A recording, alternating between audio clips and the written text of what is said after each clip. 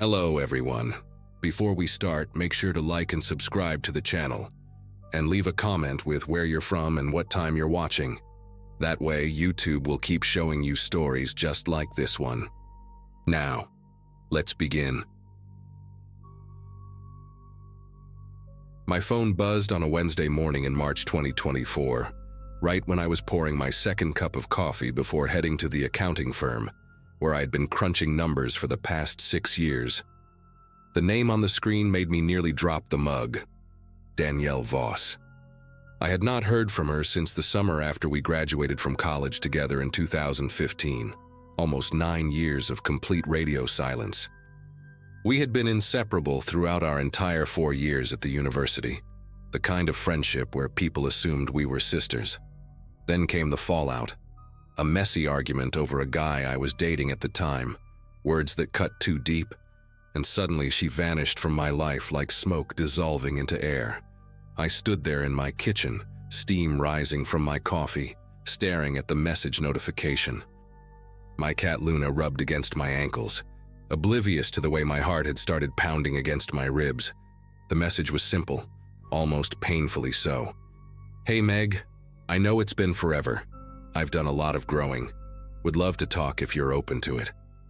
I spent the entire workday distracted, making small errors on spreadsheets that my supervisor Colleen had to point out twice.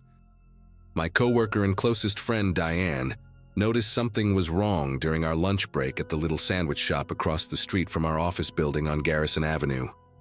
I showed her the text, and she raised an eyebrow, chewing slowly on her turkey wrap. Diane had heard all my stories about Danielle over the years, the good ones from college and the ugly ending that had left me crying for weeks back then. She asked me what I was going to do, and I told her I did not know yet. Part of me wanted to ignore the message entirely, to protect the peace I had built in my life here in Richmond. I had my routine, my apartment with the exposed brick walls that I loved, my book club that met every other Saturday, my parents just a 2-hour drive away in the suburbs. But another part of me, the part that still remembered laughing until my stomach hurt with Danielle in our cramped dorm room, wondered if people really could change. By the time I got home that evening, I had convinced myself that one conversation would not hurt. I typed back, "Hey Danny, I'm open to talking." We met that Saturday at a coffee shop downtown called the Copper Kettle, a place with mismatched vintage chairs and the smell of fresh pastries baked on site every morning. Danielle was already there when I arrived, sitting in a corner booth with her hands wrapped around a ceramic mug. She looked different than I remembered, thinner with her dark hair cut shorter just above her shoulders, and there were faint lines around her eyes that had not been there before. When she saw me, her whole face changed, lighting up with a warmth that caught me off guard. She stood up and hugged me tight, holding on for just a beat longer than felt natural. I noticed she smelled like lavender, the same perfume she used to wear back in college. We sat down and she immediately started talking, telling me about the past 9 years in fragments, a failed engagement, a move to Denver that did not work out, therapy that helped her understand why she had been so possessive and jealous back then. She used those exact words, possessive and jealous, and she looked me right in the eyes when she said them. I appreciated the honesty more than I expected. She told me she had thought about reaching out for years but was too ashamed, too afraid I would reject her. The conversation lasted 3 hours. By the end of it, I felt like I was talking to someone familiar and new at the same time. The Danielle I had loved, but softer, more self-aware. She asked about my life with genuine curiosity, wanting to know about my job, my apartment, whether I was seeing anyone. I told her I had been dating a guy named Spencer for about 8 months. Nothing too serious yet, but it was going well. She smiled at that, said she was happy for me, though her eyes flickered away for just a second when I mentioned his name. I did not think much of it at the time. We exchanged numbers again, and she asked if we could do this more often. I said yes. Walking back to my car that afternoon, I felt a lightness in my chest that surprised me. Diane called me that night to ask how it went, and I told her it was good, really good. She was quiet for a moment on the other end of the line, then said she was glad but to be careful. Old patterns have a way of coming back, she said. I laughed it off and told her Danielle had changed. Looking at it now, I wish I had listened to Diane more carefully. I wish I had paid attention to that flicker in Danielle's eyes when I mentioned Spencer's name. Over the next few weeks, Danielle became a constant presence in my life again. We texted every day, sometimes dozens of messages back and forth. She wanted to know what I was doing, what I had for lunch, how my meetings went. At first, it felt nice, like having that close friendship back, the kind where someone actually cares about the small details of your day. She started showing up at my apartment with little gifts, a candle she thought I would like, a book by an author we used to read together, homemade cookies wrapped in wax paper. One evening, she arrived with a framed photo from our sophomore year, the two of us at a Halloween party dressed as characters from some movie we had been obsessed with. I hung it on my wall because it seemed rude not to, and her face lit up when she saw it there. She began suggesting we spend more time together on weekends, and when I mentioned I had plans with Spencer on a particular Saturday, her expression changed for just a moment. It was quick, a tightening around her mouth, but she recovered fast and said of course she understood, maybe another time. That night she texted me 17 times between 9 and midnight, just checking in, just wanting to chat, just wondering if I was having fun. Spencer noticed before I did. He brought it up one Sunday morning while we were making breakfast at his place, cracking eggs into a bowl, while I sliced bread for toast. He said Danielle seemed intense, that every time he came up in conversation she got this look on her face. I told him she was just adjusting, that she had been through a lot and was probably lonely. He nodded but did not look convinced. A few days later, Danielle asked me to have dinner with her on Friday night, and when I told her I already had plans with Spencer, she went quiet. Then she said she was worried about me, that Spencer seemed controlling, that she had noticed how much time he demanded from me. I was stunned. Spencer was the least controlling person I knew. He encouraged me to see my friends, never checked my phone, gave me space whenever I needed it. I told Danielle she was wrong, that she did not know him well enough to say something like that. She apologized quickly, said she was just looking out for me, said she did not want to see me get hurt like last time. Like last time. The guy we had fought over 9 years ago. I felt something cold settle in my chest, but I pushed it down and changed the subject. The isolation happened so gradually that I almost did not notice it. Danielle started making comments about Diane, little things that seemed harmless at first. She mentioned that Diane had given her a strange look when she stopped by my office one afternoon to bring me lunch. She said she overheard Diane making a sarcastic comment about her in the break room. She wondered out loud why Diane seemed so possessive of my time, why she always wanted to have lunch with me, why she texted me so much. The irony was not lost on me, but Danielle delivered these observations with such genuine concern that I found myself second-guessing my own perceptions. One day she told me that Diane had said something cruel about my appearance behind my back, something about how I had gained weight and looked tired lately. I confronted Diane about it, and she looked at me like I had lost my mind. She swore she never said anything like that, and the hurt in her eyes was real. I believed her, but the damage was already done. Things became awkward between us after that. Diane started keeping her distance, eating lunch at her desk instead of inviting me to the sandwich shop. I told myself it was fine, that friendships went through phases, but part of me knew exactly what was happening. Danielle was cutting away the people around me, one thread at a time. Then the strange things started happening at my apartment.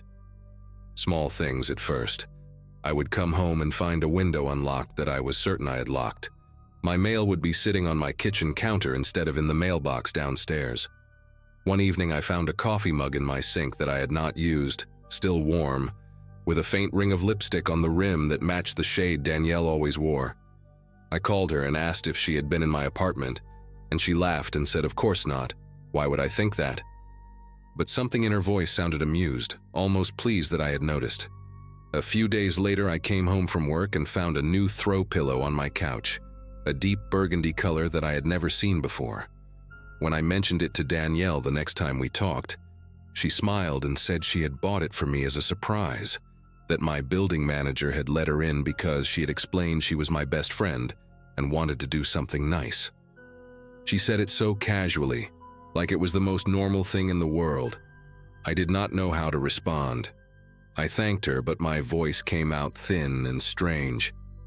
That night I lay awake for hours, staring at the ceiling, trying to convince myself that this was all just her being thoughtful, being a good friend.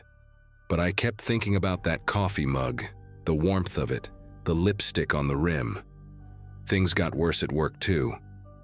I started noticing Danielle's car in the parking garage across from my office building. A silver Nissan with a dent on the rear bumper that she had told me about weeks earlier. The first time I saw it, I thought maybe she was visiting someone nearby or running errands in the area. The second time, I felt a knot form in my stomach. The third time, I watched from my office window on the 4th floor as she sat in the driver's seat for over an hour, not moving, just staring at the building entrance. When I texted her asking what she was up to, she replied immediately saying she was at home doing laundry. I looked back out the window and saw her phone light up in her hand inside the car.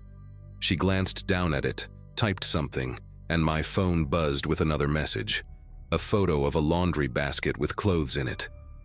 She had that photo ready. She had prepared for me to ask. That evening, she called me, her voice sweet and concerned, asking if everything was okay because I had seemed distant lately. I told her I was just stressed with work, and she offered to come over and keep me company. I said no, that I needed some time alone. There was a long pause on the line before she said she understood, but her tone had shifted into something flat and cold. She hung up without saying goodbye. Spencer and I had a fight that weekend, our first real argument since we started dating. He told me he was worried that Danielle was not healthy for me, that he had done some searching online and found her social media accounts from Denver. He showed me the posts, dozens of them about a woman named Christy, someone Danielle had described as her best friend out there. The posts started warm and affectionate, then became accusatory and bitter, filled with comments about betrayal and abandonment. The final post was a photo of Christy's house with a caption that read, "Some people don't deserve peace." Spencer asked me if I saw the pattern, and I wanted to argue with him, wanted to defend Danielle, but the words would not come. He said he thought I should stop seeing her, cut contact completely before things escalated further. I told him he was overreacting, that he did not understand our history, that Danielle just needed support and patience. We went back and forth until he grabbed his keys and left, saying he could not watch me do this to myself. I sat alone in his apartment for a long time after he walked out, scrolling through the screenshots he had sent me, reading those posts over and over again. Christy. I wondered what had happened to her. I wondered if she had seen the warning signs too and ignored them, just like I was doing. The breaking point came on a Monday evening in late April. I had left work early because of a headache that had been building all day, a dull pressure behind my eyes that made it hard to focus on my computer screen. When I pulled into my parking spot at the apartment complex, I noticed the light was on in my living room window. I had not left any lights on that morning. I sat in my car for a few minutes, my keys gripped tight in my fist, watching the window. A shadow moved across the curtain. Someone was inside. I called the building manager first, a tired older man named Walt who lived in the basement unit. He answered on the third ring and told me he had not let anyone in today, that he had been out running errands most of the afternoon. I asked him about the time he let Danielle in before with the pillow, and he went quiet. He said he never let anyone in, that no one had asked him to. My throat went dry. I called the police next and waited in my car until they arrived. 2 officers in a cruiser who walked up to my building with their hands resting on their belts. They went inside and came back out 10 minutes later. The apartment was empty, they said. No signs of forced entry. But they had found something on my bed. A stack of photographs, maybe 30 or 40 of them. All pictures of me. Me walking to my car. Me sitting at my desk through the office window. Me and Spencer at the Italian restaurant we liked on Franklin Street. Me sleeping in my own bed, taken through the gap in my bedroom curtains. The officers asked if I knew who might have done this, and I said the name out loud for the first time like it was a confession. Danielle Voss. I filed a police report that night and applied for a restraining order the next morning. The process was exhausting and invasive, requiring me to document everything. The texts, the lies about Diane, the car in the parking garage, the items moved in my apartment, every small violation I had brushed aside for weeks. Danielle did not make it easy. She showed up at my office 2 days later, crying in the lobby, telling Colleen that I had abandoned her, that she did not understand what she had done wrong. Security escorted her out while I watched from behind the glass door of the conference room, my whole body trembling. She sent me emails from new accounts after I blocked her number, long rambling messages about how we were meant to be in each other's lives, how no one else would ever understand me the way she did. The restraining order was granted after 3 weeks, and I moved to a new apartment on the other side of the city, a place with better locks and a security camera at the entrance. Spencer and I worked things out. Diane and I slowly rebuilt our friendship over coffee and apologies. I still check the locks twice before bed every night. I still look for silver Nissan cars in parking lots wherever I go. Danielle never contacted me again after the order was served, but sometimes I search her name online just to see where she is now. Last month I found a new social media profile she had created. Her most recent post was a photo of a woman I did not recognize, tagged as her best friend, with a caption that said, "So grateful to have found my person." I stared at that picture for a long time, at the woman's smiling face, and I wanted to warn her. I wanted to reach out and tell her everything, but I did not know how to explain it, how to make someone believe that the person standing next to them with that warm smile and those thoughtful gifts was already mapping out the walls of a cage. So I closed the browser and tried to forget, but I never really do.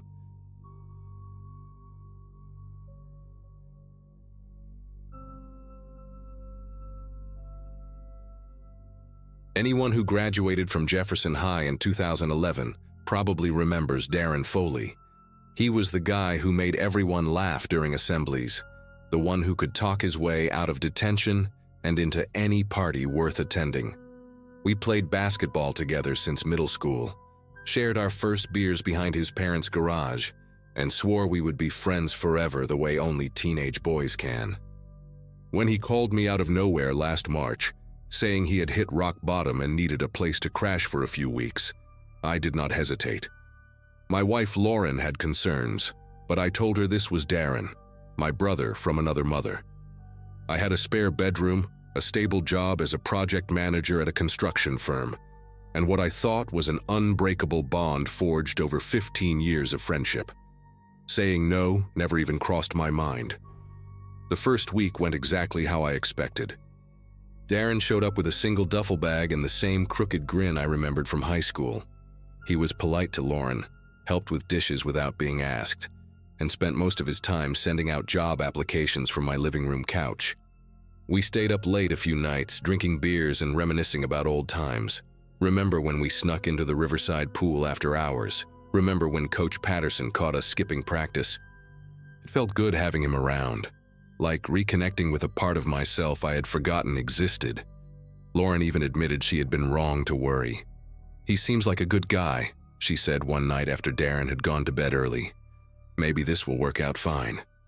I remember smiling at her, feeling proud that I could help an old friend while proving that my judgment about people was sound. That pride would become the thing I regretted most. The shift happened gradually, so slowly that I almost missed it. By the second week, Darren stopped cleaning up after himself.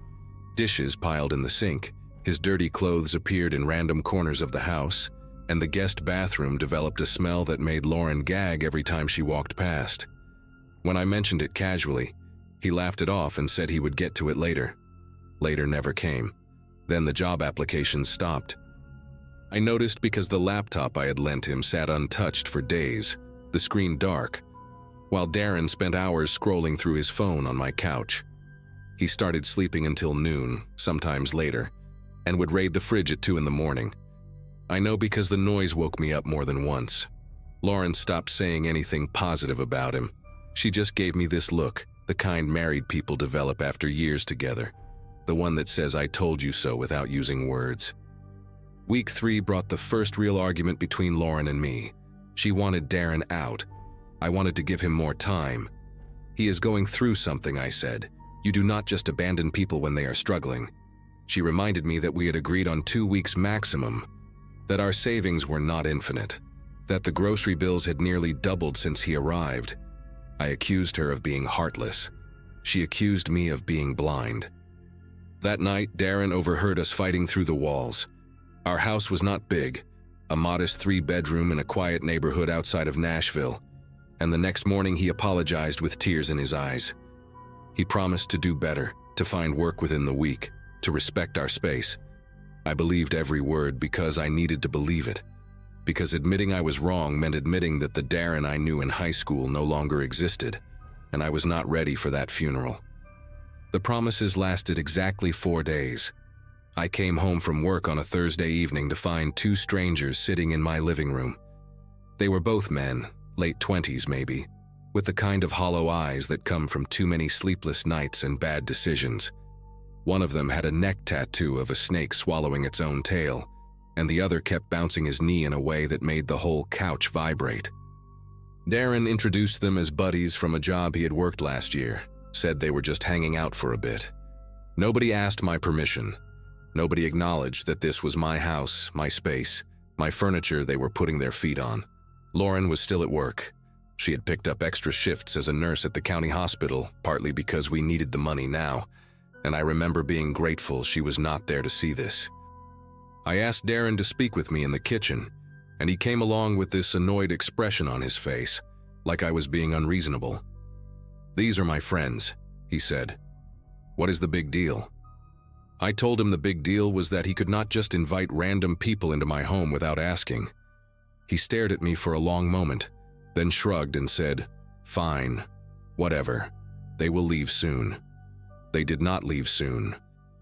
Those 2 men stayed until past midnight, and when they finally walked out the front door, I noticed that a bottle of whiskey I kept in the cabinet, a gift from my father-in-law, a 20-year single malt I was saving for a special occasion, had been emptied and left on the coffee table.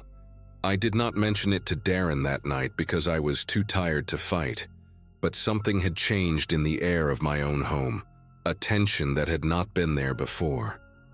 Started locking my bedroom door at night, something I had never done in 6 years of living there. Lauren noticed and asked why. I lied and said I had read an article about home security, that it was just a precaution. She knew I was lying. I could see it in the way she looked at me, the way her jaw tightened when Darren walked into the room the next morning. We were both holding our breath now, waiting for something we could not name, and the walls of our little house seemed to shrink a bit more every day. Darren started testing boundaries in ways that felt deliberate. He would walk into our bedroom without knocking, claiming he needed to borrow a phone charger or ask a quick question. He began making comments about Lauren when she was not around. Nothing overtly threatening, just observations that left a sour taste in my mouth. "She looks stressed lately," he would say. "She should smile more." Or he would mention how nice she looked in a particular dress, then hold eye contact with me a beat too long, like he was waiting to see if I would react. One evening I found him standing in the hallway outside our bathroom while Lauren was showering. He said he was waiting to use it, but the guest bathroom was empty, and he knew that. When I confronted him, he laughed and called me paranoid. "You are acting crazy, man," he said. "I have known you since we were 12. You think I would do something to your wife?"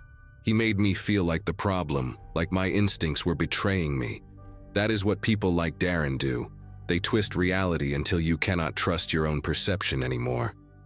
Lauren gave me an ultimatum on a Sunday morning in early April. "Either he goes or I go," she said, and I could see she had been crying before I woke up. She told me things I had not noticed or had chosen to ignore. How Darren had made comments to her directly when I was not home. How he had stood too close in the kitchen once, blocking her path to the door, and only moved when she raised her voice. How she no longer felt safe in her own house. I wanted to defend myself, to say I did not know. But the truth was uglier than that. I had suspected something was wrong and done nothing because confronting it meant confronting my own failure. That afternoon, Lauren packed a bag and drove to her sister's place in Memphis. She said she would come back when Darren was gone, not before. I stood in the driveway and watched her car disappear around the corner, and the silence she left behind was the loudest thing I had ever heard. I went back inside with every intention of telling Darren to leave. The words were rehearsed in my head, firm and final. "This is not working out. You need to find somewhere else to stay. I am sorry, but you have to go today." But when I walked into the living room, he was not alone. The two men from before were back, plus a woman I had never seen, skinny with dark circles under her eyes and fingernails bitten down to raw pink. They were drinking my beer, watching my television, and Darren sat in the middle of them like a king on a borrowed throne. He looked up at me and smiled, not the crooked grin from high school, but something harder, something that had no warmth behind it. "I heard Lauren left," he said. "That is too bad." She seemed nice. The way he said it made my stomach turn. I told him we needed to talk in private, and he waved his hand dismissively. "Whatever you have to say, you can say in front of my friends. They are practically family at this point." The woman laughed at that, a high-pitched sound that bounced off the walls. I said it anyway, right there in front of all of them. I told Darren he had to leave, that I wanted everyone out of my house by the end of the day. For a moment, nobody moved. Then Darren stood up slowly, and I noticed for the first time how much bigger he had gotten since high school. Not fat, but thick, solid in a way that made me aware of my own average build. He walked toward me until we were standing close enough that I could smell cigarettes on his breath, a habit he must have picked up recently because he never smoked when we were younger. "You are kicking me out," he said, more a statement than a question, "after everything I have done for you." I almost laughed at the absurdity of it, but the look in his eyes stopped me. There was nothing there I recognized. No friendship, no gratitude, no memory of shared history. Just cold calculation and something that looked a lot like contempt. He shoved me then, both hands flat against my chest, hard enough to send me stumbling backward into the wall. The back of my head hit the corner of a picture frame, and I felt a sharp sting followed by something warm trickling down my neck. The next few minutes became a blur of noise and movement. One of the men grabbed my arm while the other blocked the front door. Darren stood in front of me, breathing hard, his face red with an anger I did not understand and had done nothing to deserve. "You think you can just throw me out like garbage," he said, "after I lost everything. After my own family turned their backs on me. You were supposed to be different." He hit me then, a closed fist to the side of my face that sent white sparks across my vision.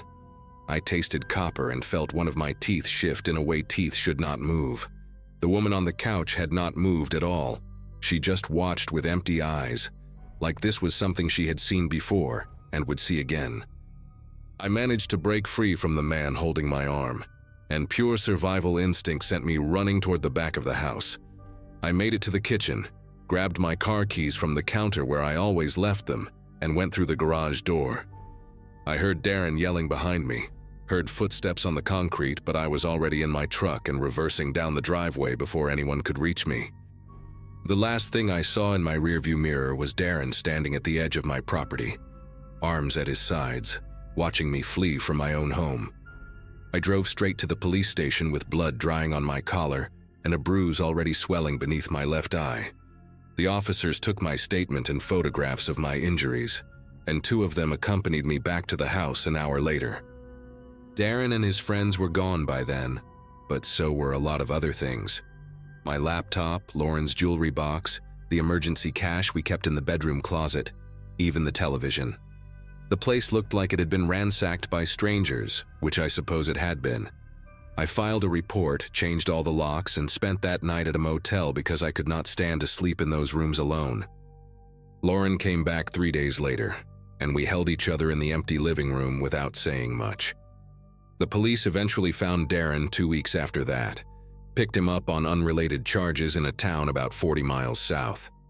I never saw him face to face again, never got most of our things back, never received an apology or explanation. What I got instead was a restraining order and a hard lesson about the distance between who people were and who they become. Sometimes I still think about that kid from Jefferson High, the one who made everyone laugh, and I wonder where exactly he disappeared to. But then, I touch the small scar on the back of my head, and I remember that wondering is a luxury I can no longer afford.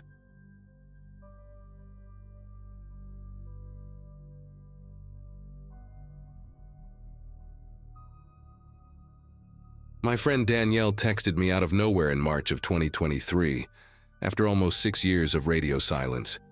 We had been close in college, the kind of friendship where you spend every weekend together and swear you will be bridesmaids at each other's weddings. But life happened. People drift, and by the time my 20s were behind me, Danielle had become just another name I sometimes thought about when old photos popped up on my phone.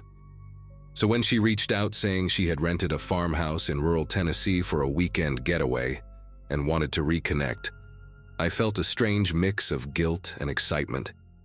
She mentioned she had gone through some rough years and was finally in a good place, that she missed the old days and wanted to gather a few of us together. I said yes almost immediately, thinking it would be nice to see her again, maybe make up for lost time. Looking at it now, I realize how desperate the whole thing sounded, but back then I just saw an old friend reaching out.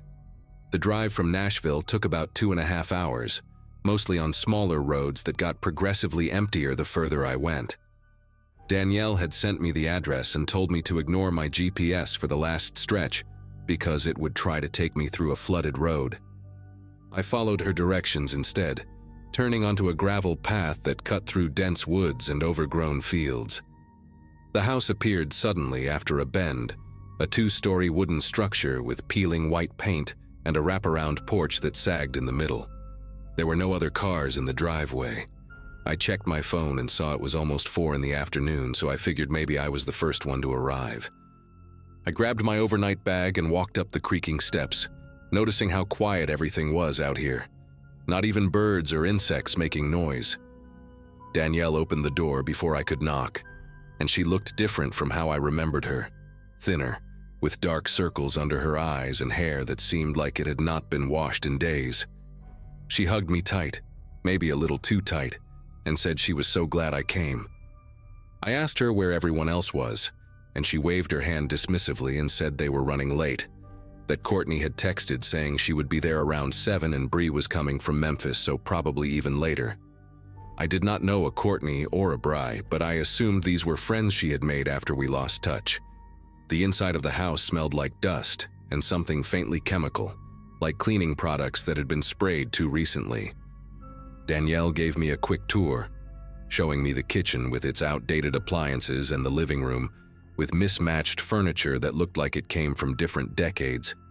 She pointed upstairs and said my room was the second door on the left, that I should get settled and come back down for wine. I remember thinking the place had a weird energy, not in a supernatural way, just in the way that abandoned spaces feel when someone tries to make them livable again too quickly. I went upstairs and found the bedroom, a small space with a single bed pushed against the wall, and curtains that blocked most of the natural light. My phone had 1 bar of signal, sometimes 2 if I stood near the window. I texted my sister to let her know I had arrived safely, and she responded with a thumbs-up emoji before the message took almost a full minute to send. When I came back downstairs, Danielle had already poured 2 glasses of red wine and was sitting on the couch with her legs tucked under her. She patted the cushion next to her and started talking about how much she had missed me, how the years after college had been hard for her in ways she could not fully explain. I listened and nodded, feeling bad that I had not reached out sooner. She asked me about my life, my job, whether I was seeing anyone, and I gave her the basics without going into too much detail. The whole time she kept refilling my glass, and I noticed she was barely touching hers. Around 6:30, I asked if she had heard from the other girls, and Danielle checked her phone with a frown before saying Courtney had just canceled, something about her kid getting sick. She said Bree had not responded to her last message. I felt a small knot forming in my chest, not panic exactly, but discomfort at the idea of spending the whole weekend alone with someone I barely knew anymore. I suggested maybe we could reschedule, do this another time when everyone could make it, and Danielle's face changed in a way that is hard to describe. It was like watching a mask slip for half a second before she caught herself and smiled again. She said no, that was silly. We were already here and it would be fun, just the two of us like old times. She reached over and squeezed my hand, her fingers cold and dry, and told me she had been looking forward to this for so long. The way she said it made me feel like I owed her something, like leaving would be a betrayal. So I stayed, and I poured myself another glass of wine because I did not know what else to do. By 8, the sun had gone down completely, and the house felt smaller somehow, the shadows in the corners deeper, and the silence outside more oppressive. Danielle had made pasta for dinner, a simple dish with garlic and olive oil, and we ate at a small table in the kitchen while she talked about people from college I had almost forgotten existed. Then she brought up Nathan, and everything shifted.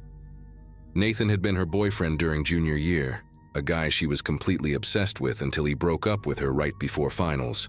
I remembered it vaguely because she had been devastated, crying for weeks and barely leaving her dorm room. What I did not remember, and what Danielle now told me with a flat voice and unblinking eyes, was that I had apparently been the reason they broke up. She said Nathan had told her he had feelings for me, that he wanted to be with me instead, and that I had known about it and never said anything. I started to tell her that was not true, that I had no idea what she was talking about. But she cut me off and said she did not want to hear excuses, not tonight. I tried to stay calm because I genuinely believed this was some kind of misunderstanding that we could talk through like adults. I told her I never had any romantic contact with Nathan, that I barely even spoke to him outside of group hangouts, and that if he said something to her about me, it was news to me. Danielle just stared at me with this expression that was almost amused, like I was a child telling an obvious lie. She pulled out her phone and showed me screenshots of old messages, conversations between her and Nathan from 2014, where he mentioned my name multiple times, saying things like how pretty I was and how he wished he had met me first. Reading those messages made me feel sick, not because I had done anything wrong, but because I realized Danielle had been holding on to this for almost a decade. She had saved these screenshots, carried them with her through the years, let them fester inside her head until they became something monstrous. I handed the phone back and told her I was sorry Nathan said those things, but I had no control over his feelings, and I never encouraged them. She took the phone and set it face down on the table, then asked me why I thought she had invited me here. The question hung in the air, and I did not answer because suddenly I was scared to. I looked toward the front door, calculating the distance and wondering where my car keys were. Danielle noticed and let out a small laugh, the kind that had no warmth in it at all. She said my keys were in her purse, that she had taken them when I went upstairs to settle in, just as a precaution. My heart started beating faster and I stood up from the table, trying to keep my voice steady, as I told her this was not okay, that I wanted to leave right now. She stayed seated, completely relaxed, and said the nearest town was about 15 miles away, and there were no streetlights on that road, so walking was not really an option. She said I should sit back down and finish my wine, that we still had a lot to talk about. I thought about running anyway, grabbing my bag and just going, but it was pitch black outside and I had no idea where I was. I also thought about calling someone, but my phone was upstairs and the signal was barely functional. So I sat back down, my pulse pounding in my ears, and waited to see what she would do next. Danielle started talking again, but her voice had changed, slower and more deliberate, like she had rehearsed this speech many times before. She told me that after Nathan broke up with her, she spiraled into a depression that lasted years. She dropped out of school, moved back in with her parents, and spent most of her mid-20s going through different medications and therapists trying to feel normal again. She said she lost friends, jobs, relationships, all because she could never get over what happened. And the whole time she kept tabs on me through social media, watching me graduate, get a job, go on vacations, smile in photos with people who loved me. She said it was like watching someone live the life that was stolen from her. I wanted to tell her that none of that was my fault, that I had my own struggles she never saw, but I knew it would not matter. In her mind, I was the villain of her story, and nothing I said was going to change that. She had built an entire narrative around me being the reason her life fell apart, and this weekend was supposed to be some kind of reckoning. She stood up and walked to the kitchen counter, opening a drawer and pulling out a small notebook with a worn cover. She brought it back to the table and flipped through the pages, showing me entries dated over several years, all of them about me. Some were just observations, things I had posted online or updates about my life she had gathered from mutual acquaintances. Others were more disturbing, long paragraphs about how I had ruined her chance at happiness and how she fantasized about making me understand her pain. There were pages where she had written my name over and over, surrounded by words like liar and thief and someday. I felt my whole body go cold reading those pages, realizing that this was not a spontaneous breakdown or a momentary lapse in judgment. Danielle had been planning something for years, keeping this journal like a countdown to a moment she had been waiting for. I asked her what she wanted from me, what would make this stop, and she closed the notebook and looked at me with something close to pity. She said she just wanted me to stay and listen, that was all. Just stay and listen until she was finished. The next few hours were the longest of my life. Danielle talked and talked, going through every grievance she had collected over the years, every perceived slight and injustice she blamed me for. She brought up things I had completely forgotten, a comment I made at a party in 2013, a photo I was tagged in with Nathan in the background, a birthday message I sent her that she thought was insincere. She dissected each one like evidence in a trial, explaining how they proved I was a manipulative person who had sabotaged her on purpose. I sat there and listened because I did not know what else to do, nodding when she seemed to want acknowledgement and staying quiet when her voice got louder. At some point around midnight, she started crying, these deep sobs that shook her whole body, and for a moment I almost felt sorry for her.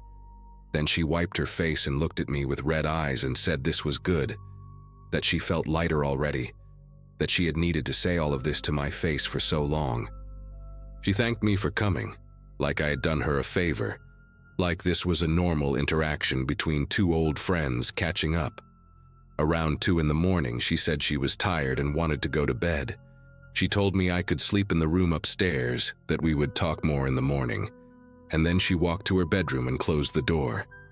I heard a lock click from the inside. I sat on that couch for maybe 20 minutes, not moving, just trying to process what had happened. Then I went to her purse as quietly as I could and found my keys exactly where she said they would be. I grabbed my bag from upstairs, skipping every step that had creaked earlier, and I left through the back door in the kitchen because I was afraid the front door would make too much noise. I ran to my car in the dark, got in and drove away without turning on my headlights until I reached the main road. I did not stop until I hit a gas station about 40 minutes later, and that is when I finally let myself break down. I never heard from Danielle again after that night. I blocked her on everything, changed my phone number, and told a few close friends what happened in case she ever tried to contact them. Sometimes I wonder what would have happened if I had stayed until morning, what the next part of her plan was. I try not to think about it too much, but every now and then I wake up at 2 a.m. and remember the sound of that lock clicking shut, and I cannot fall back asleep.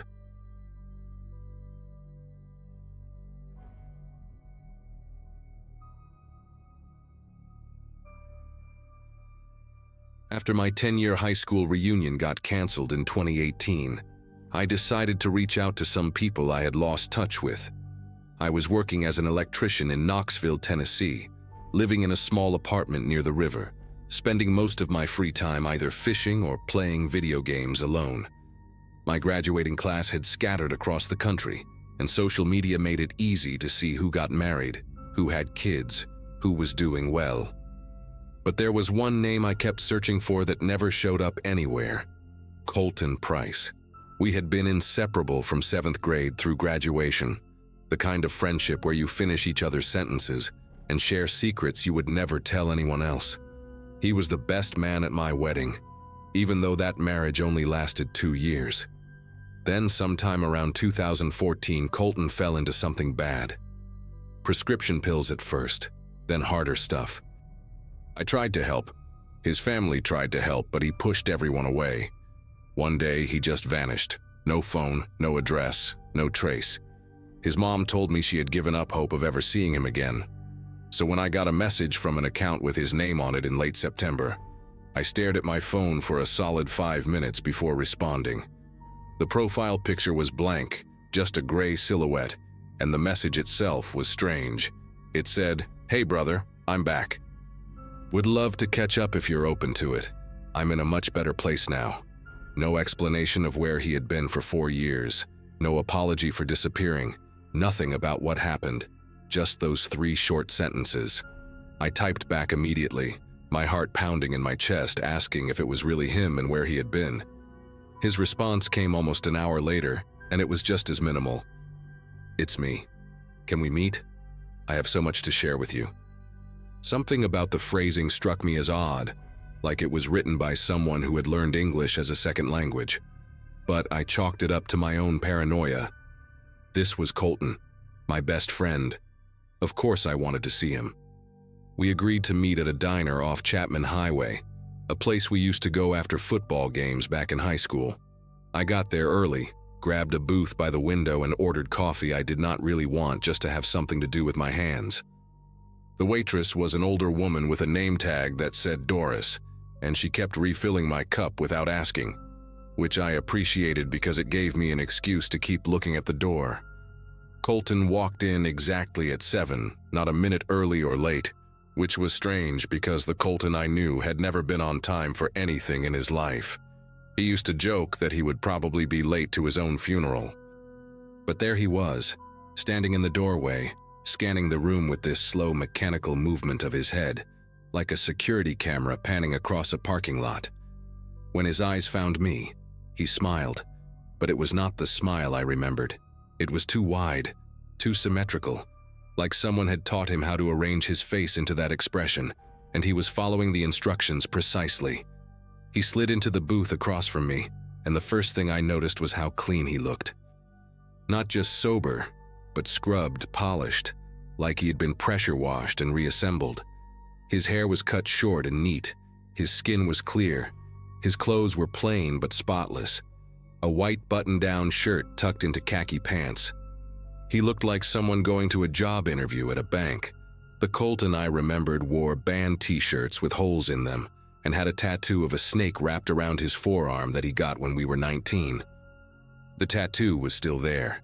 I could see the tail of it peeking out from under his sleeve, but everything else about him seemed like a different person. He reached across the table and grabbed my hand, squeezing it hard, and said, "It is so good to see you, brother." His voice was flat, monotone, like he was reading from a script. I asked him where he had been, what happened, if he was okay. He just kept smiling that strange, wide smile and said, "I found something that saved my life. I want to share it with you." I tried to get him to explain what he meant, but every time I asked a direct question, he would deflect with these vague phrases that sounded rehearsed. The path revealed itself to me. I was lost, but now I am found. Everything happens according to the design. It was like talking to a customer service recording, pleasant and empty.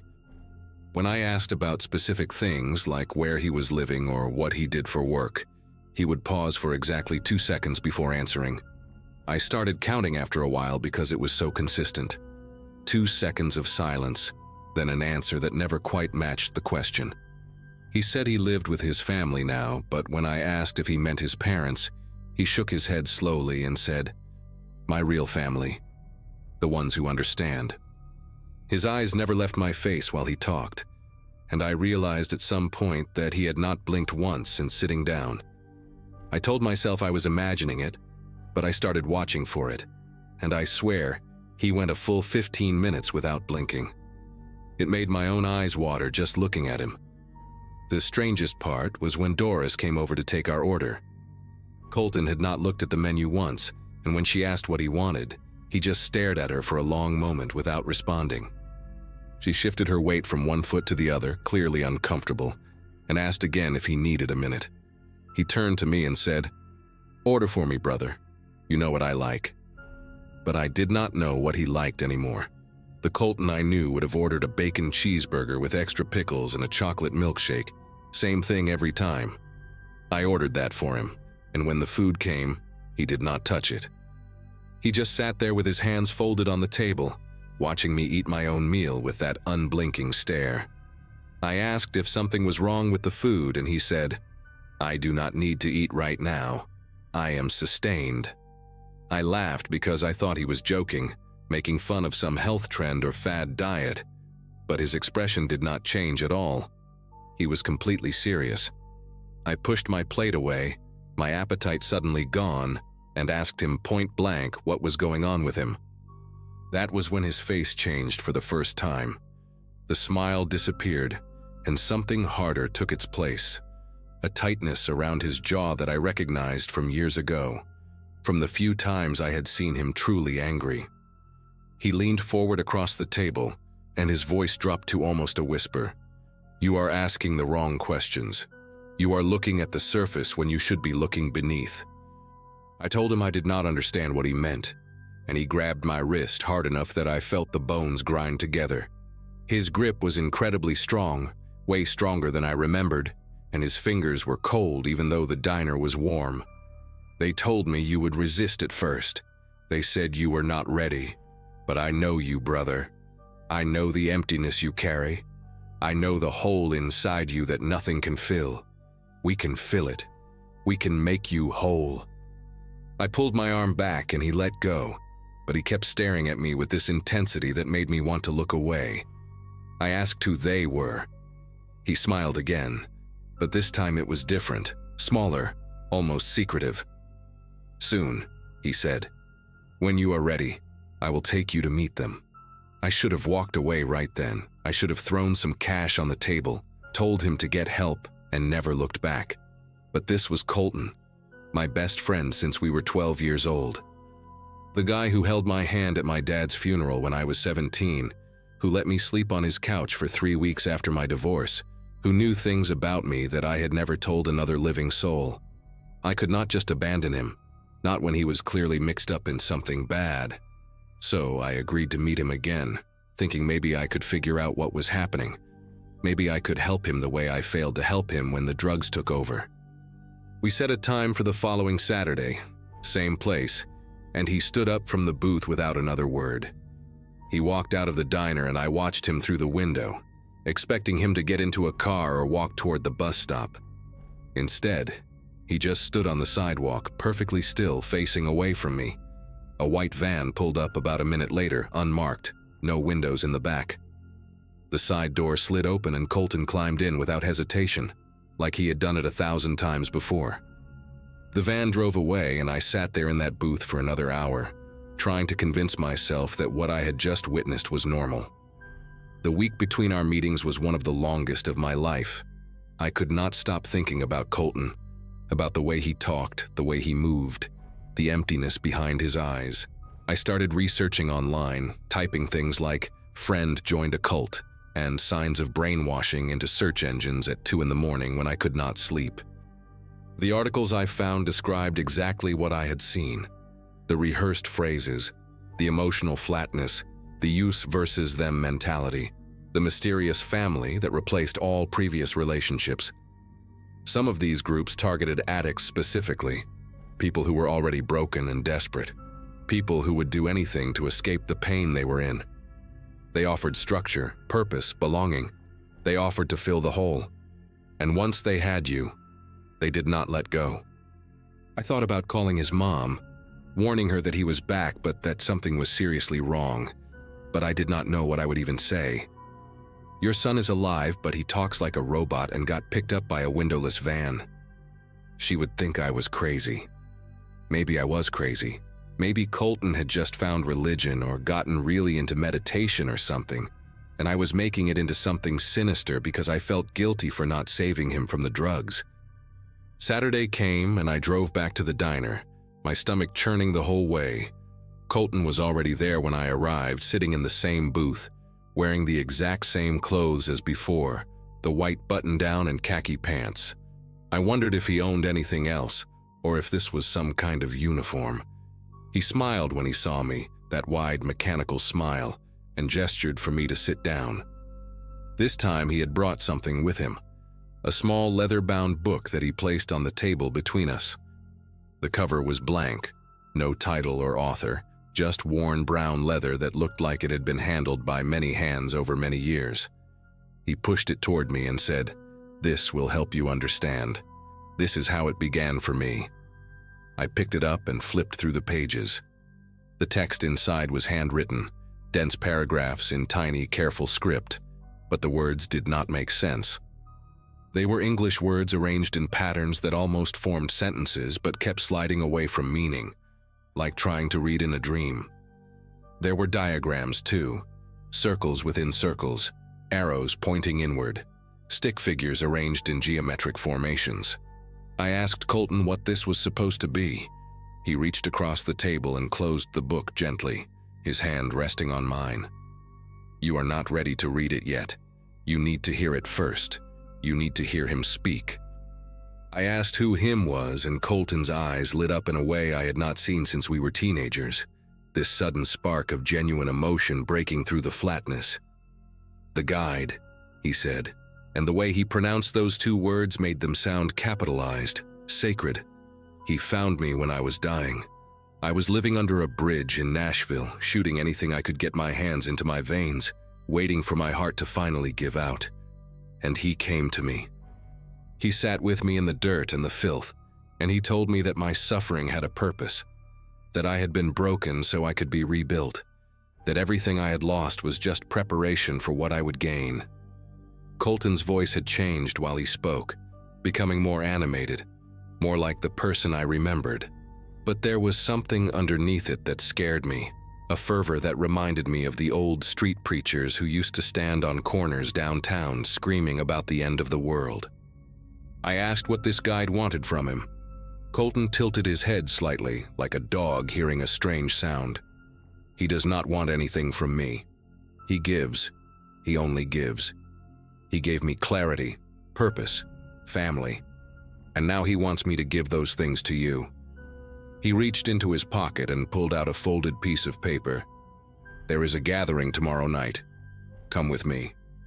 Just listen. If you do not feel anything, I will never ask you again." I took the paper without thinking, some automatic reflex from years of accepting things that Colton handed me. It was an address, handwritten in the same careful script as the book, somewhere out in Sevier County near the foothills of the Smokies. Below the address was a time, 9 at night, and below that a single sentence: "Come with an empty vessel and leave with purpose." I looked up at Colton and saw something I had not noticed before, a small scar on the side of his neck, right below his ear. It was pale and perfectly circular, about the size of a cigarette burn, and when I looked closer I could see that it was not alone.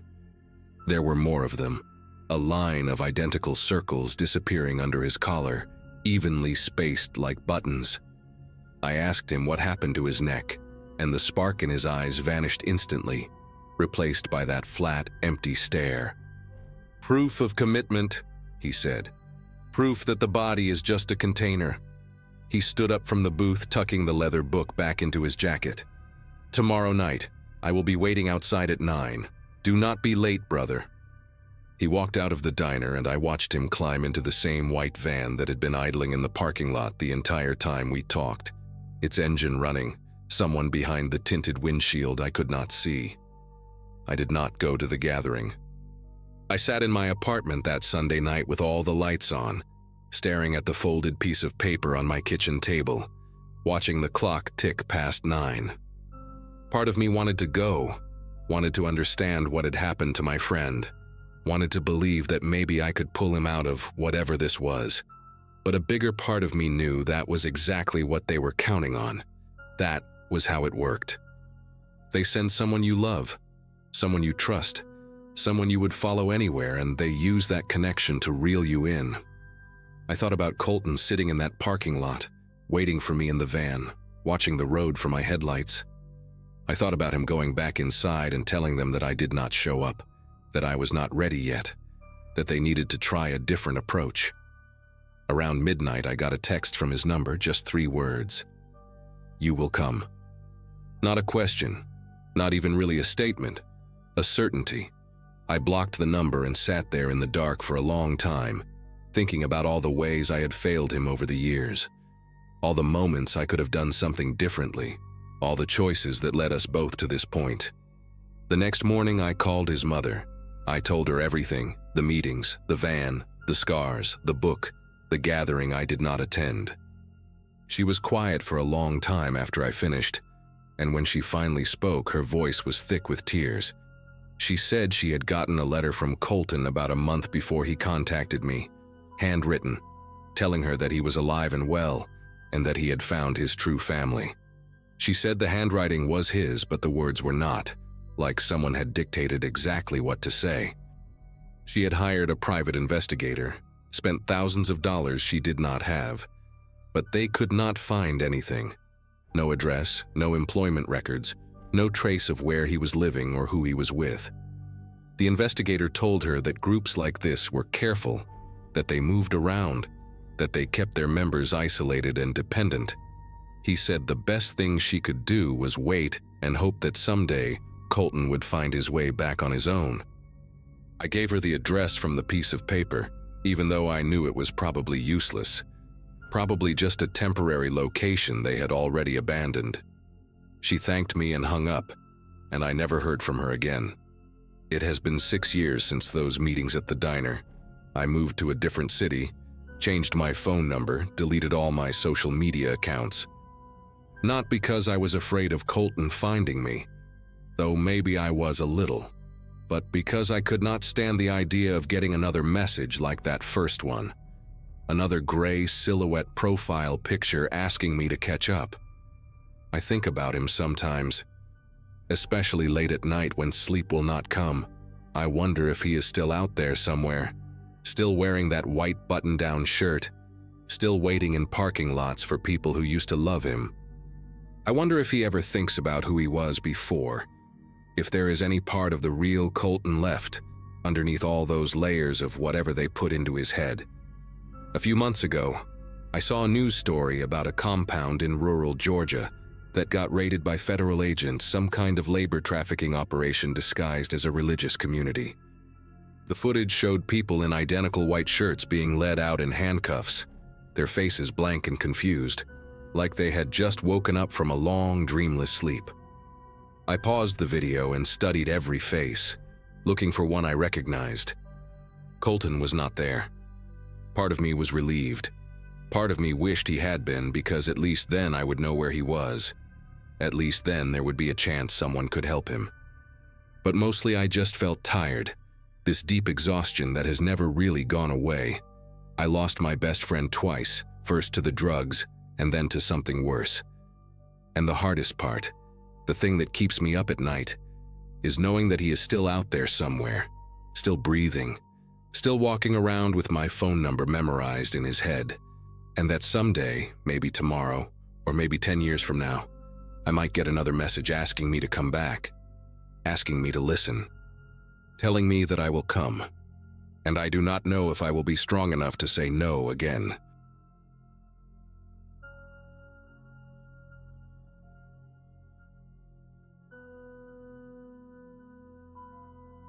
Around my 10-year high school reunion, I got a Facebook message from Brandon Kelly.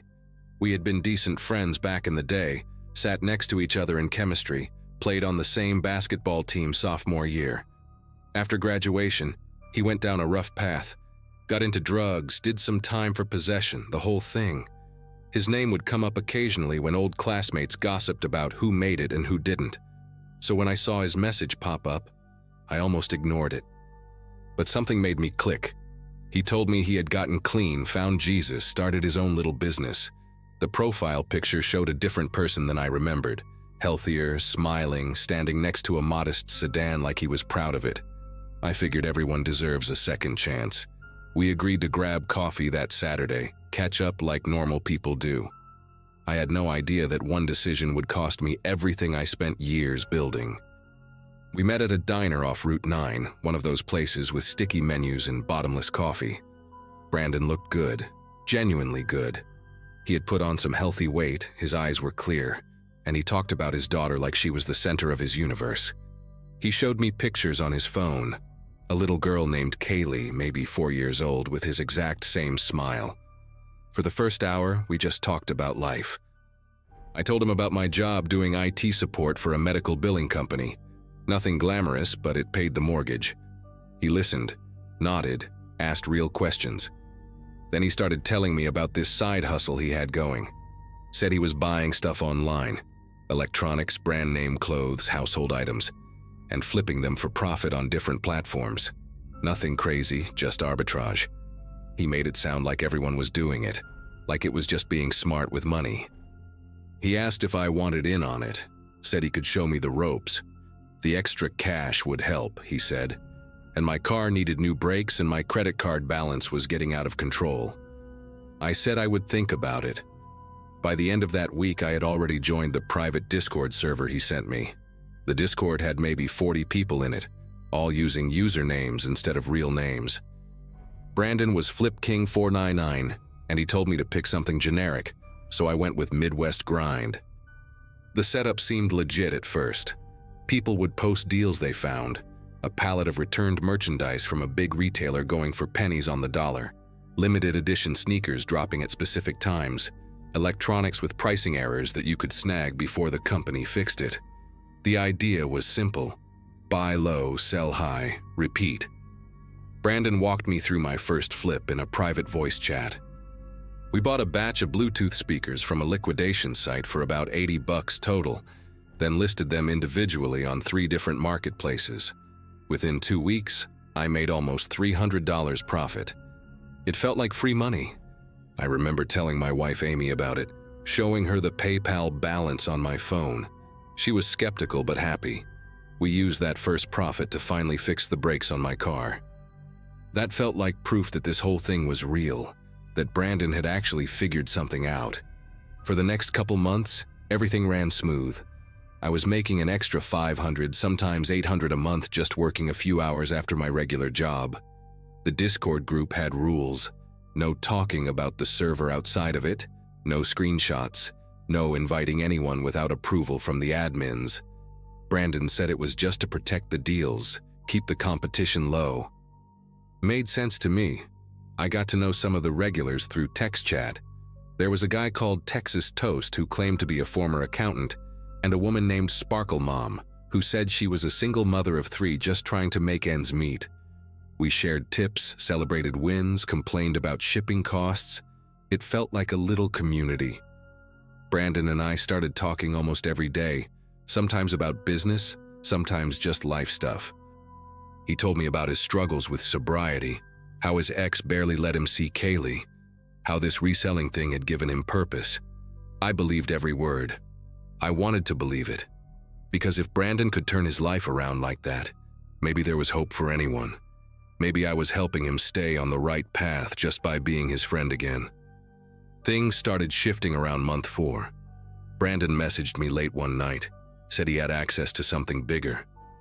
A contact who worked at a distribution center was willing to sell inventory lists before they went public. Not the products themselves, just information about what was coming, when, and at what price points. Brandon said it was like insider trading but for retail goods. He laughed when he typed it, added a bunch of crying, laughing emojis. I asked if it was legal and he said it was a gray area, that corporations did way worse every single day. The first time we used the list, we made over $2,000 in a single weekend. I deposited the money into a separate checking account I had opened just for the side business. Amy noticed I was spending more time on my laptop at night, but I told her work was busy. That was my first real lie to her about any of this. It sat in my stomach like a rock, but then I looked at the account balance and convinced myself it was worth it. We were saving for a house. This was going to get us there faster. The gray areas kept getting darker. By month 6, Brandon introduced me to a method he called return cycling. The concept was simple but ugly. You buy an expensive item with a credit card, swap it with a cheaper knockoff or broken unit, then return the fake as if it was the original, and get your money back while keeping the real product to sell. Brandon assured me the big box stores wrote off this kind of loss as routine shrinkage, that nobody got hurt because they were insured for it. I told him I was not comfortable doing that myself. He said fine, no pressure, but he needed someone to help him list the items online since he was getting overwhelmed. So, I became his seller. I would receive packages at my house, photograph the products, write the descriptions, handle the shipping. I told myself I was just doing logistics. I was not the one committing the fraud. But deep down, I knew that was a lie too. Every time I printed a shipping label, I felt this tightness in my chest that would not go away. I started having trouble sleeping. Amy asked me if something was wrong and I snapped at her. Told her to stop asking questions. That was the moment I should have walked away. I still think about that almost every day. Around month 8, the Discord server started getting paranoid. One of the regulars, a guy who went by Ohio Hustle, stopped posting out of nowhere. A few days later, someone said they heard he got a visit from postal inspectors asking about packages. Brandon told everyone to stay calm, said Ohio Hustle was probably sloppy with his methods, and that the rest of us were fine as long as we followed protocol. But the vibe in the group changed after that. People started deleting old messages, changing their usernames, talking about VPNs and encrypted apps. Brandon moved our private conversations to Signal and told me to delete our entire text history. I did it without questioning him. Looking back, that blind obedience terrifies me more than anything else. I had become so deep in this thing that I just did whatever he said. He could have told me to drive a package across state lines, and I probably would have done it. That is not who I was before any of this. I was the guy who returned extra change when a cashier made a mistake. I was the guy who reminded coworkers to log their overtime so they would get paid correctly. Somewhere along the way, Brandon had turned me into someone I did not recognize. Then came the day everything collapsed. It was a Thursday morning in late spring, one of those perfect days where the sun is warm, but there is still a cool breeze. I was working from home, sitting at my kitchen table with my laptop, when I heard a hard knock at the front door. Not a normal knock, the kind that sounds like authority. I looked through the peephole and saw 2 people in plain clothes holding badges. My legs went weak and I had to grab the wall to keep myself upright. They identified themselves as investigators with the Postal Service and asked if I was willing to answer some questions. I let them in because I thought refusing would make me look guilty. They sat on my couch, the same couch where Amy and I watched movies on weekends, and they started asking me about packages, specific tracking numbers, specific dates. They had a folder with printouts of listings that I had created, screenshots of product descriptions I had written with my own hands. One of them asked me how I knew Brandon Kelly. I said he was an old friend from high school. The other one nodded slowly and wrote something down in a small notebook. They asked if I would be willing to come down to their office for a more formal interview. I said I needed to talk to a lawyer first. They left me a business card and walked out. The whole conversation lasted maybe 15 minutes, but it felt like hours. The second they drove away, I grabbed my phone and called Brandon. Straight to voicemail. I texted him on Signal. Nothing. I checked the Discord server and got an error message saying the server no longer existed. My heart was pounding so hard I could hear it in my ears. I tried his regular number, his Facebook, even his email. Everything was dead or unanswered. I drove to the last address I had for him, an apartment complex on the east side of town, and the landlord told me he had moved out 3 days earlier. Paid his last month in cash, did not leave a forwarding address. 3 days. That meant Brandon knew something was coming before the investigators even showed up at my door. He had planned this. He had time to disappear while I was still sitting at home thinking everything was fine. I sat in my car in that apartment parking lot for almost an hour, just staring at the building, trying to understand how someone I trusted could do this. We had talked almost every day for nearly a year. He told me about his daughter, his recovery, his dreams. Was any of it real? Or was I just a useful idiot from the very beginning? Someone with a clean record and a stable address who could be the face of his operation while he stayed in the shadows? That night, I finally told Amy everything. We sat at the kitchen table and I laid it all out. The discord, the flips, the return fraud, the investigators. She did not yell or cry. She just looked at me with this expression I had never seen before, like she was looking at a stranger. After I finished talking, she was quiet for a long time. Then she asked me one question. Why did I not tell her sooner? I did not have a good answer. I said I thought I was protecting her, that I did not want her to worry. But the truth was, I was ashamed.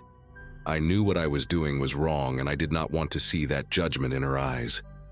She slept in the guest room that night.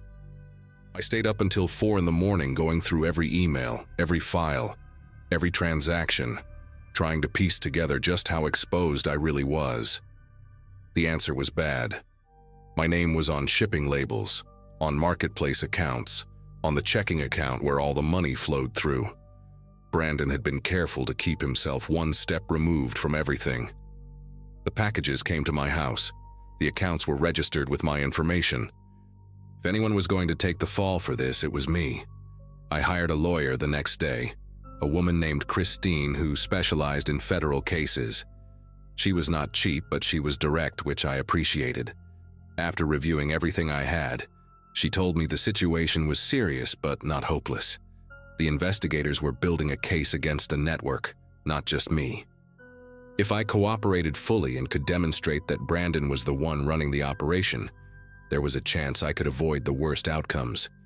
She used words like accessory and conspiracy and plea negotiation, and each one landed like a punch to the gut. I spent the next 3 months living in a constant state of anxiety. Every time the phone rang, I thought it was the investigators calling to arrest me. Every time a car slowed down near my house, I thought they were coming to take me away. I lost 15 pounds because I could barely eat. Amy and I started couples counseling, but something between us had broken. She looked at me differently now, like she was always waiting for the next lie. I do not blame her. I had become someone who could look her in the eyes and hide an entire secret life. The man she married would never have done that, but I did, and no amount of apologizing could undo it. It has been almost 2 years since that Thursday morning when the investigators knocked on my door. I ended up taking a deal, probation, a fine community service, and a felony on my record that will follow me for the rest of my life. I lost my job when the background check flagged my case during a routine audit. Amy and I are still together, but we are not the same. Some days are better than others. Brandon was never found, at least not that I know of. Christine told me the investigators believed he had done this before in other states, using other people like me. A pattern of finding someone vulnerable, building trust, then disappearing when the heat came. I think about him sometimes, wonder where he is, if he is running the same scheme on some other desperate person right now.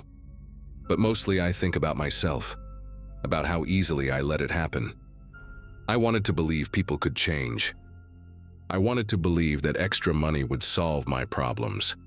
I wanted to believe I was just helping a friend, and that wanting, that desperate need to believe in something good, is exactly what he used against me.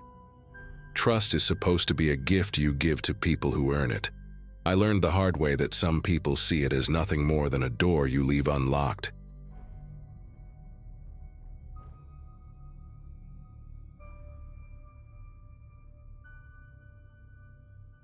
Sometimes your past finds you in the most ordinary places. Mine found me at the frozen foods section of a grocery store in Cedar Rapids, Iowa, on a Wednesday afternoon in late September 2024. I had just turned 34 the month before. My daughter Molly had made me a lopsided cake with too much frosting, and my husband Jack had surprised me with a weekend trip to Chicago that we still had not taken. Life was good, predictable, safe. I worked as a dental hygienist at a family practice downtown, drove a Subaru Outback with Cheerios permanently embedded in the back seats, and had not thought about Ridgemont High School or the people I knew there in what felt like a lifetime. I was reaching for a bag of frozen peas when I heard a voice behind me that made every muscle in my body tense up before my brain could even process why. Maggie Dalton. Or I guess it's Maggie Thornton now, right? The voice was deeper than I remembered, rougher around the edges, but I knew exactly who it belonged to before I turned around. Shelby Crane stood there in the frozen aisle, her dirty blonde hair pulled back in a messy ponytail, wearing a faded denim jacket that looked like it had seen better days about a decade ago. She had aged in that hard way that tells you life had not been gentle. Deep lines around her mouth, a scar on her chin that was not there before, eyes that seemed simultaneously tired and too alert. We had been inseparable once, back in 9th and 10th grade, the kind of friendship that burns hot and fast during those years when everything feels like life or death. Then something happened between us, something we never spoke about again, and I had spent the last 18 years making sure our paths never crossed. Yet here she was, smiling at me with a warmth that did not quite reach her eyes, blocking my path to the checkout lanes.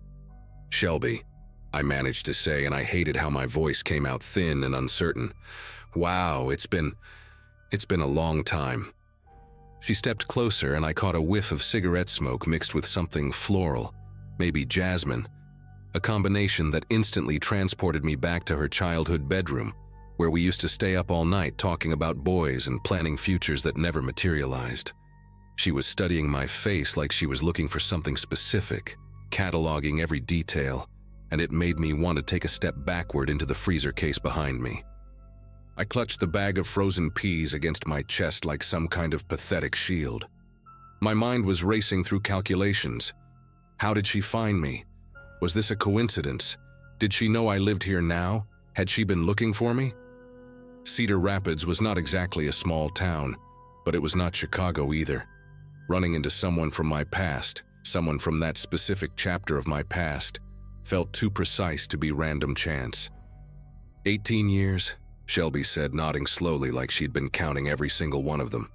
"You look good, Maggie, real good. Got the whole suburban mom thing going on, huh? Saw the ring, the sensible car in the parking lot. You did exactly what you always said you would do. Got out, made something normal." There was an edge to the way she said normal that I did not like, a slight curl of her lip that suggested judgment or maybe jealousy. I could not tell which. She reached out and touched my arm, her fingers cold even through my sweater, and I noticed her nails were bitten down to the quick, the cuticles ragged and raw.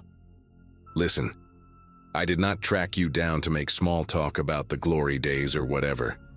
I need to talk to you about something important, something we both need to discuss before it's too late." The fluorescent lights above us flickered once, and in that brief stutter of light and shadow, Shelby's face looked almost skeletal, desperate in a way that frightened me more than I wanted to admit. I suggested we go somewhere to talk, mostly because I did not want to have whatever conversation this was going to be in the middle of a grocery store where any of my neighbors or co-workers might walk by. We ended up at a coffee shop 3 blocks away, one of those places with exposed brick and mismatched furniture that tried too hard to feel authentic.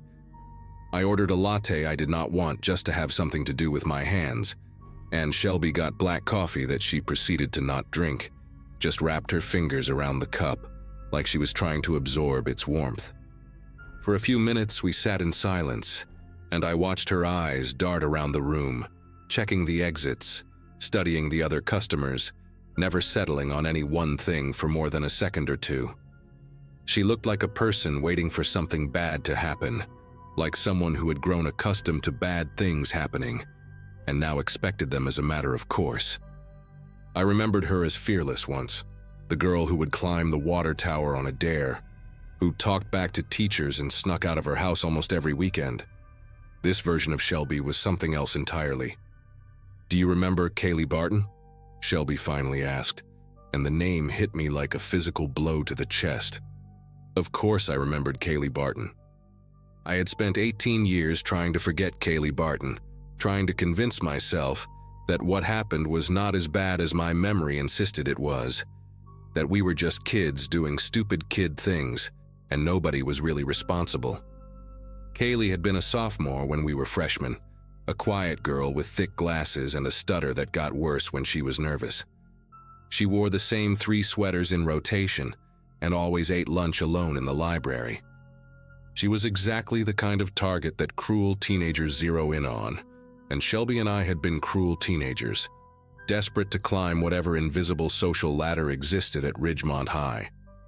I did not answer Shelby's question, but my face must have told her everything she needed to know, because she nodded slowly and leaned forward across the table, lowering her voice to barely above a whisper. "They found her, Maggie. Last month, some hikers up near Blackhawk County found remains in a ravine about 2 miles from where we left her that night. Took the medical examiner a few weeks to identify the body, but they did. Dental records." Shelby's voice was flat, clinical, like she was reciting facts from a news report rather than describing something we had been part of. My mind was spinning, trying to reconcile what she was saying with the story I had told myself for almost 2 decades. We had left Kaylee at the abandoned Mercer farmhouse that night. Sure, it was supposed to be a prank, a stupid hazing ritual that some of the older kids had dared us to pull off. We told Kaylee there was a party out there, drove her 20 miles outside of town, and then we left her. Just left her in the dark, in the middle of nowhere, with no phone and no way to get home. I remembered her face in the rearview mirror as we drove away, illuminated by our taillights, her mouth open in a scream I could not hear through the closed windows. But she was supposed to have walked home. She was supposed to have been fine. That is what I told myself every time the memory surfaced uninvited. "That's not possible," I heard myself say. But even as the words left my mouth, I knew how hollow they sounded. She made it home. Her parents reported her missing like 3 days later, remember? She ran away. Everyone said she ran away. Shelby let out a short, bitter laugh that had no humor in it whatsoever. She pulled out her phone and slid it across the table to me, and I found myself looking at a news article from a local Iowa paper dated 3 weeks ago. The headline read, "Remains found in Blackhawk County identified as missing teen from 2006. There was a school photo of Kaylee, the same awkward smile and thick glasses I remembered, frozen forever at 15 years old. The article mentioned the ongoing investigation, the cold case unit that had been assigned, the renewed calls for anyone with information to come forward. I read the words, but they seemed to float above the screen, refusing to settle into anything that made sense. Kaylee Barton had not run away. Kaylee Barton had died out there in the dark, alone and terrified, and we were the ones who put her there. "The cops have been asking around," Shelby continued, watching my face carefully as I processed the news article. "They talked to me last week, showed up at my apartment in Des Moines. 2 detectives with badges and that look they get when they think they already know the answers. Asked me about that night, about who Kaylee hung out with, if I remembered anything unusual from back then. Someone talked, Maggie. Someone from school remembered seeing us with her that day, remembered that we were the ones who invited her to the party that never existed." She paused and took a sip of her cold coffee, grimacing at the taste. "I did not tell them anything, played dumb, said I barely remembered Kaylee, that high school was a blur. But they are going to come for you too. It's only a matter of time before they connect the dots, start pulling at threads." Her eyes locked onto mine with an intensity that made my stomach clench. "We need to get our stories straight. We need to figure out what we are going to say, make sure there are no contradictions. If we stick together on this, if our versions match up perfectly, they cannot prove anything. It will just be rumors and speculation, nothing that would hold up in court." I pushed my chair back from the table, suddenly feeling like the walls of the coffee shop were closing in around me. The other customers seemed too close now, their conversations too loud, and I could not shake the paranoid thought that someone might be listening to us, recording every word. "Shelby, what exactly are you asking me to do?" My voice came out sharper than I intended, edged with something between fear and anger. "You want me to lie to the police? To cover up what we did?" She reached across the table and grabbed my wrist, her grip surprisingly strong, her bitten-down nails digging into my skin. "I am asking you to protect yourself, Maggie. to protect that nice little life you built, your husband, your daughter. Think about what happens if the truth comes out. Think about what happens to Molly if her mother goes to prison for manslaughter, or worse. We were 15 years old. We did not mean for anyone to get hurt. But you think that matters now. You think anyone is going to care about our intentions when there is a dead girl and two women who kept their mouths shut for almost 20 years? Her words burrowed into me like splinters, sharp and impossible to ignore, because she was right. She was absolutely right about what I stood to lose. We talked for another hour, going over details I had spent years trying to erase from my memory. The drive out to the Mercer farmhouse in Shelby's mom's old station wagon. The way Kaylee had been so excited, so pathetically grateful that the cool girls were finally paying attention to her. How we had laughed as we sped away, high on adrenaline and cruelty. Not thinking for a second about what might happen to a scared 15-year-old girl stranded in the middle of rural Iowa at 11 o'clock at night. Shelby had a story prepared, a neat little narrative that positioned us as bystanders rather than participants. According to her version, we had dropped Kaylee off at the farmhouse where other kids were supposed to be waiting, and we had no idea she never made it inside. No idea there was no party at all. It was thin, full of holes that any competent detective would spot immediately, but Shelby delivered it with such conviction that I almost believed it myself. By the time we left the coffee shop, the sun was setting and I had agreed to nothing, but I had not refused either. I told her I needed time to think, and she gave me a burner phone with her number programmed in, told me to contact her that way and not through any traceable means. The weight of that cheap plastic phone in my pocket felt like carrying a live grenade all the way home. That night, I could not sleep. I lay in bed next to Jack, listening to his steady breathing, staring at the ceiling while my mind replayed every moment of that day 18 years ago. But something else was bothering me too. Something about Shelby's story that did not quite add up. She said the police had talked to her last week, that someone from school had remembered seeing us with Kaylee. But how would anyone have remembered that specific detail after so many years? Kaylee was a loner. Nobody paid attention to her. That was the whole point. That was why we chose her. And then there was the way Shelby had found me, had known exactly where I lived, where I shopped, what car I drove. She had done research, serious research, the kind that takes time and effort. I got out of bed around 2 in the morning and went down to the kitchen, opened my laptop, and started searching. What I found made my blood turn to ice water. Shelby Crane had been arrested twice in the past 5 years, once for check fraud, once for identity theft. She had done 8 months in a county jail in Nebraska and was currently on probation. And 3 months ago, right around the time Kaylee's remains were discovered, Shelby had been named as a person of interest in an unrelated case involving the disappearance of a woman in Des Moines. The pieces started clicking together in my head with horrible clarity. Shelby was not here to protect me. She was here to use me. If we both told the same fabricated story and it fell apart, which it inevitably would, she could claim that I was the one who came up with the lie, that I had manipulated her into covering for me. She could paint herself as the reluctant accomplice, the friend who went along with my scheme out of misguided loyalty. And if the investigation into Kaylee's death went badly for her, if they started looking at her record and connecting dots, she would need someone else to take the fall. Someone with a clean record, a stable life, someone who had everything to lose and would therefore be a credible villain in whatever narrative she was constructing. I thought about that burner phone sitting in my coat pocket, probably purchased with cash, untraceable to her but absolutely traceable to me if anyone found it. I thought about how she had grabbed my wrist in the coffee shop, hard enough to leave faint bruises that were only now starting to show. Evidence. She was building evidence. The realization hit me with such force that I actually gasped out loud in my dark kitchen, and I had to grip the edge of the counter to keep myself from falling. Every word she had said to me that afternoon was a carefully placed trap, and I had walked right into it like the naive suburban mom she clearly thought I was. I did not sleep the rest of that night. When the sun came up, I made a decision that went against every instinct I had. I called in sick to work, drove Molly to school like everything was normal, and then I went to the Cedar Rapids police station.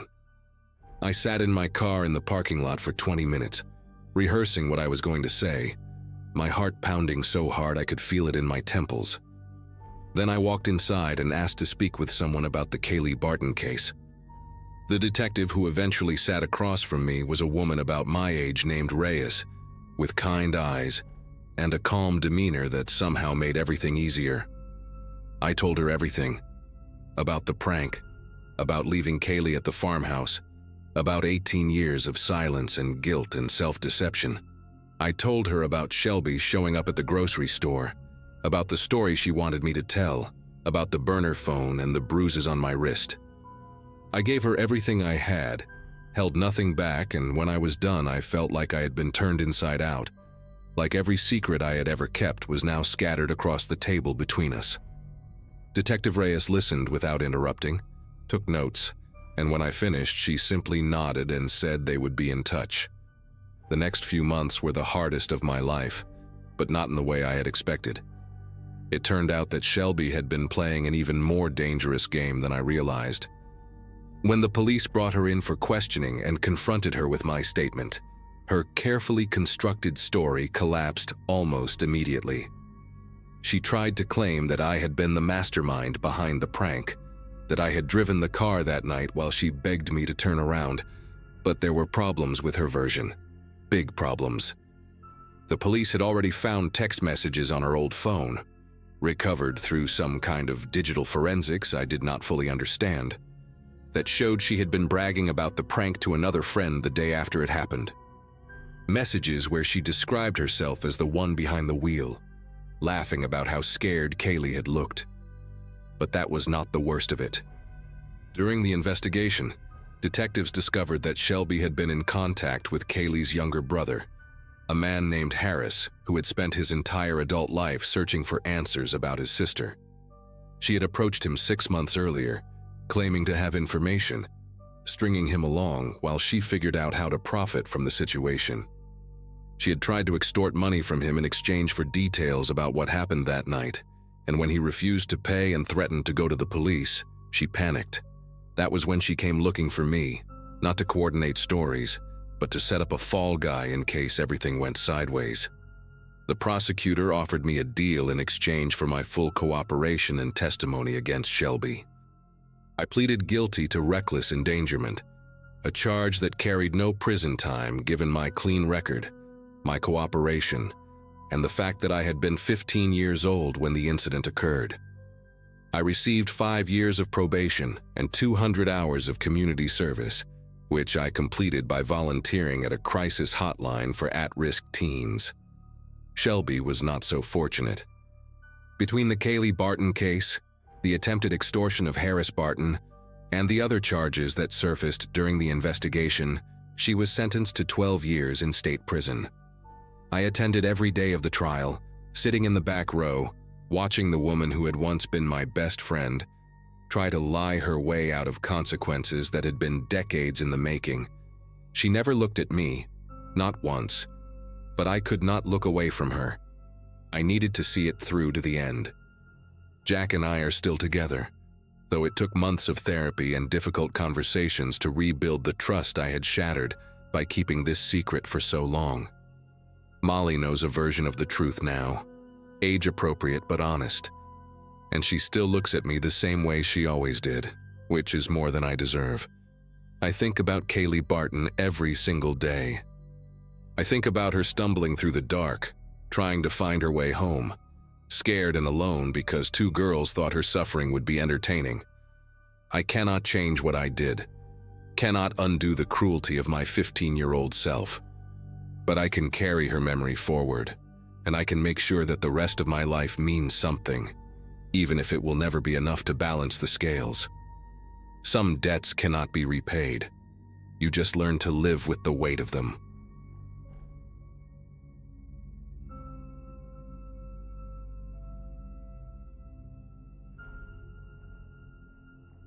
The reunion invitation showed up in my inbox during a stretch of my life that felt oddly suspended, like nothing bad was happening but nothing meaningful was either. I was in my mid-30s, working a stable job, living alone, and mostly keeping to myself after a quiet breakup earlier that year. High school felt distant, almost fictional, but curiosity pulled me in anyway. It promised familiar faces, nostalgia, and the comfort of being someone I used to be for one night. I drove to the hotel ballroom just before sunset, telling myself I'd stay an hour and leave. The parking lot was already half full, laughter spilling out whenever the doors opened. Inside, the air smelled like cheap wine and old cologne, and every conversation sounded slightly too loud. I remember thinking it felt less like a celebration and more like a checkpoint in time. Near the bar, someone said my name in a way that made it sound rehearsed, careful. Lydia stood there, smiling wide, looking almost exactly like she had back then, just sharpened by adulthood. She'd been one of those people everyone knew, the kind who floated between groups without effort. We hugged, and she commented on how easy it was to spot me across the room, which struck me as strange given how crowded it was. We started talking, and almost immediately her questions came fast and specific. Where did I work now? Did I live alone? How long had I been in the same place? She remembered details I didn't recall ever sharing, like the street I grew up on and my old locker number. Each answer I gave seemed to make her more attentive, not less. As the night went on, Lydia rarely left my side, even when others tried to pull her away.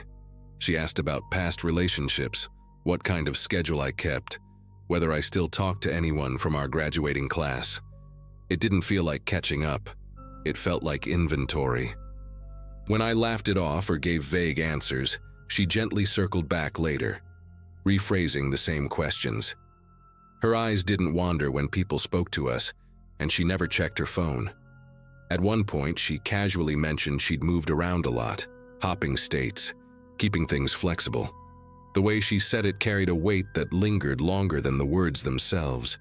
I felt an urge to excuse myself, but politeness kept me rooted there.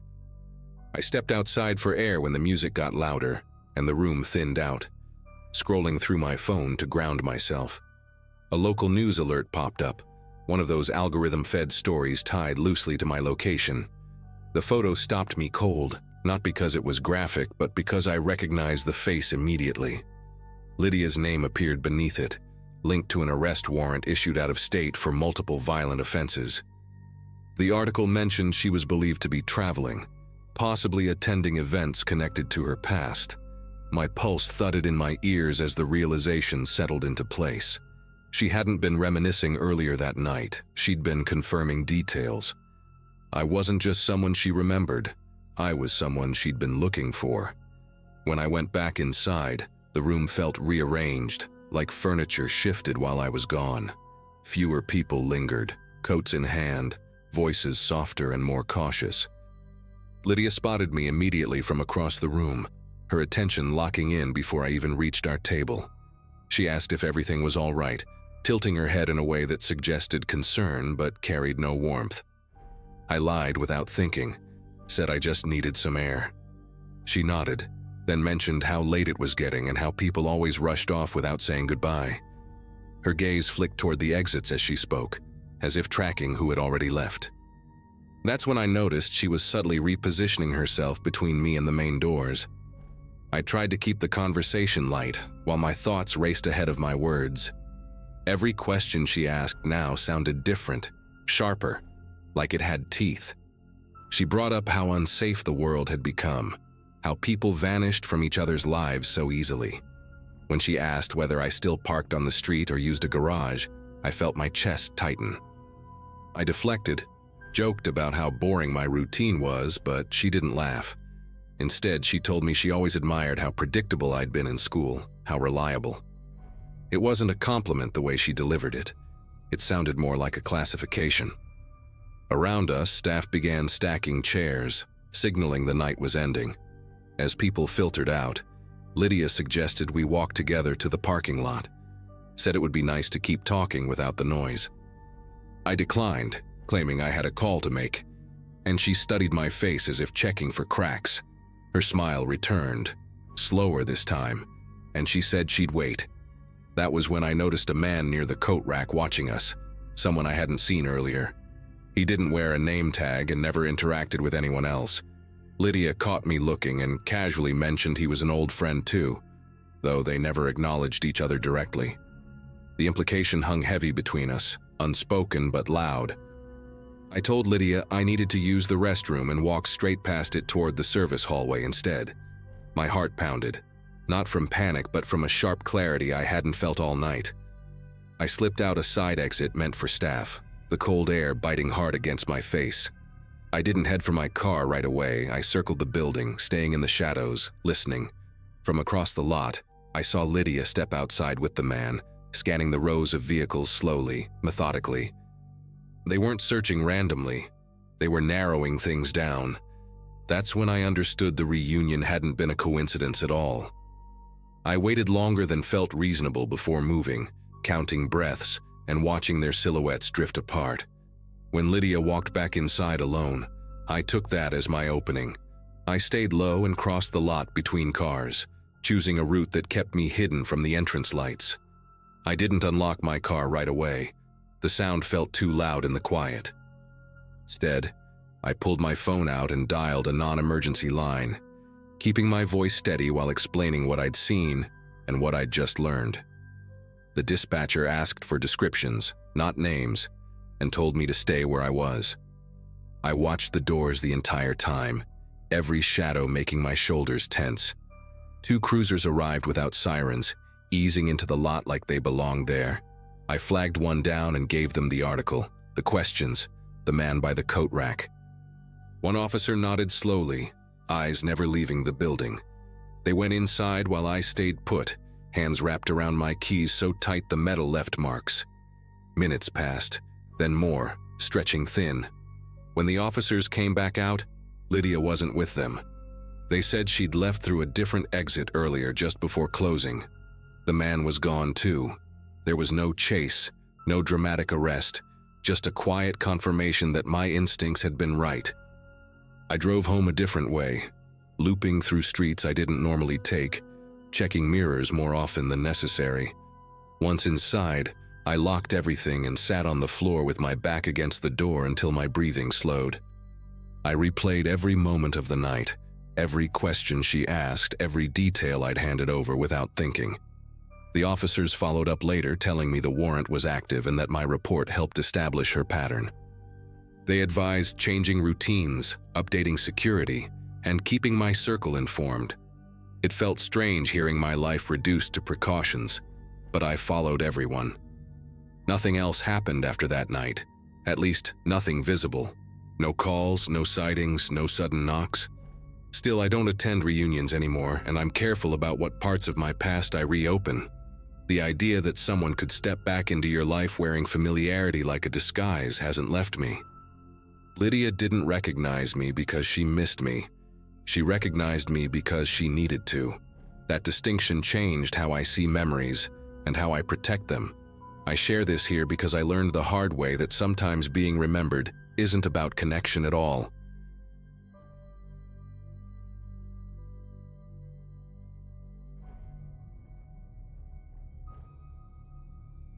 Grief has a way of shrinking your world without asking permission, and that's where my head was at during the early weeks after we lost Ben. Life had been pretty ordinary before that. Nothing dramatic, just work, errands, and the usual routines that keep days stitched together. After the funeral, those routines fell apart fast. I wasn't sleeping much, barely eating, and the apartment felt louder when it was quiet. Most of my friends checked in with quick messages, which I appreciated, but everything still felt distant, like I was watching my own life through fogged glass. That's when Caleb reached out. We hadn't spoken in years, not since drifting apart after college, but we shared a lot of history, especially with Ben. Seeing his name pop up felt strange, but also oddly comforting in that moment. Caleb started with long messages about memories, inside jokes only we would remember, details that made the loss feel real instead of abstract. He said he understood how disorienting it was, that grief didn't follow rules, and those words landed harder than I expected. Soon the messages turned into calls, sometimes late at night when the apartment felt unbearable. He listened more than he talked, letting me ramble, letting silence stretch without rushing to fill it. When I mentioned I hadn't gone grocery shopping since the funeral, he offered to drop some things off. It felt harmless, even thoughtful. A bag of food appeared at my door the next day, along with a note telling me to take care of myself. At that point, it felt like kindness, nothing more. After that, Caleb started finding small ways to be present. He offered to drive me to work when my car wouldn't start, said it gave him something to do. He reminded me about bills I might forget, sent calendar invites for things I hadn't had the energy to track. Each gesture came wrapped in concern, framed as support during a fragile time. I noticed he spoke a lot about how people disappear after funerals, how grief shows you who really stays.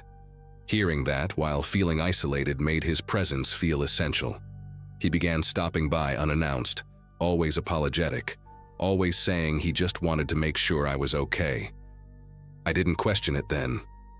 I was too tired to set boundaries, too relieved not to be alone. The shift was subtle enough that I can't point to a single moment where alarms went off. It started with comments about my other friends, how they hadn't checked in as much, how he worried they didn't understand what I was going through. Then it turned into suggestions about decisions I should or shouldn't make while not in a good headspace. If I hesitated, he reminded me how vulnerable I was, how people could take advantage of that. The irony didn't hit me right away. He kept track of my schedule better than I did, corrected me when I remembered conversations differently, insisted he was just looking out for me. Somewhere in all that care, my days stopped feeling like mine. I began realizing that grief wasn't the only thing tightening around my life. The more Caleb stayed involved, the more my own instincts started to dull. Decisions that used to feel automatic suddenly came with a need for approval, or at least his input. If I mentioned plans, he'd ask detailed questions, then gently steer me toward what he thought was safer or smarter. He framed it as protecting me from burnout or bad choices, always tying it back to how fragile grief could make a person. When I pushed back, even lightly, he looked genuinely hurt, reminding me how much he'd stepped up when others hadn't. That guilt worked better than any argument. I began choosing silence over disagreement, telling myself it was temporary, just until things stabilized. Small boundaries I tried to rebuild didn't last long. One evening, after I said I needed a night alone, he showed up anyway, saying he'd had a bad feeling and didn't want me spiraling by myself. Another time, he went through my mail while waiting for me to get home, claiming he was worried about unpaid bills. Each time there was an explanation that sounded reasonable on the surface, wrapped in concern and familiarity. Yet I started noticing how tense my body felt whenever his car pulled up. Relief mixed with dread in a way I couldn't explain. The apartment no longer felt like a refuge, but like a shared space I hadn't agreed to share. The realization didn't arrive dramatically. It crept in during an ordinary moment, while he was talking about how dependent I'd become on his help. He said it casually, almost fondly, like it was proof he mattered. Something about that phrasing stuck with me. I replayed conversations in my head, noticed patterns I'd ignored, remembered how often my own doubts had been brushed aside. His support always came with direction. His comfort always had conditions. Grief had lowered my defenses, and he'd stepped neatly into the opening. Understanding that didn't erase the sadness, but it sharpened it, giving it edges instead of fog. Taking space felt risky, like removing a brace before a bone had healed. Still, I started small.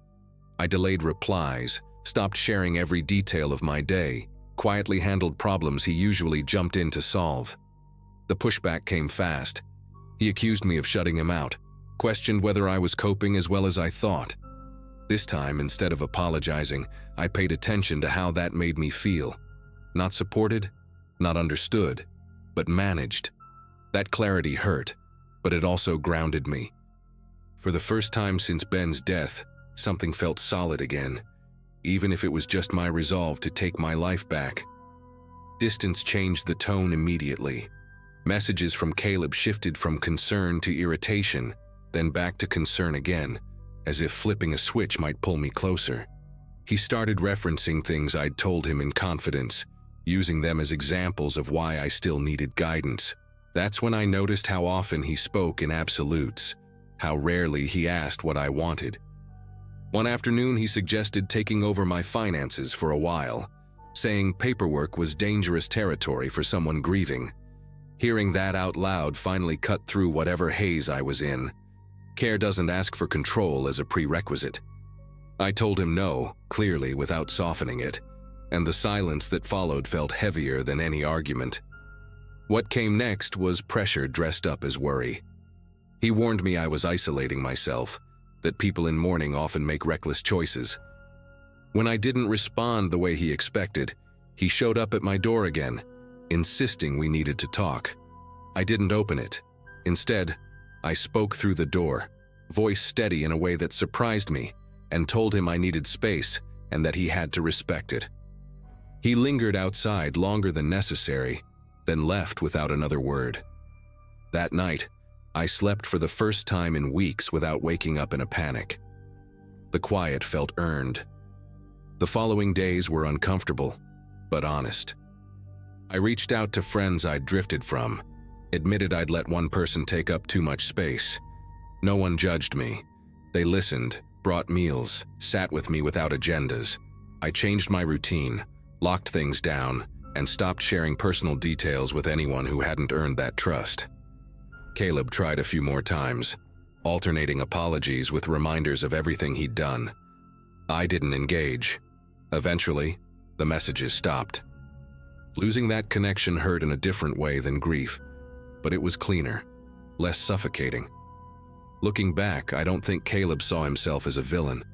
I think he saw opportunity in my vulnerability and convinced himself it was love or loyalty.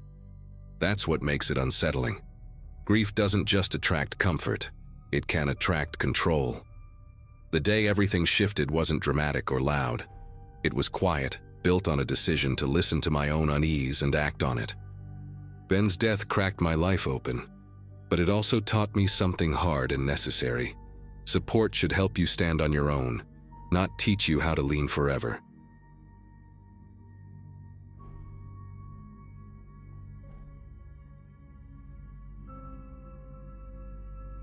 For most of last spring, life felt loud in a way I couldn't explain to anyone without sounding dramatic.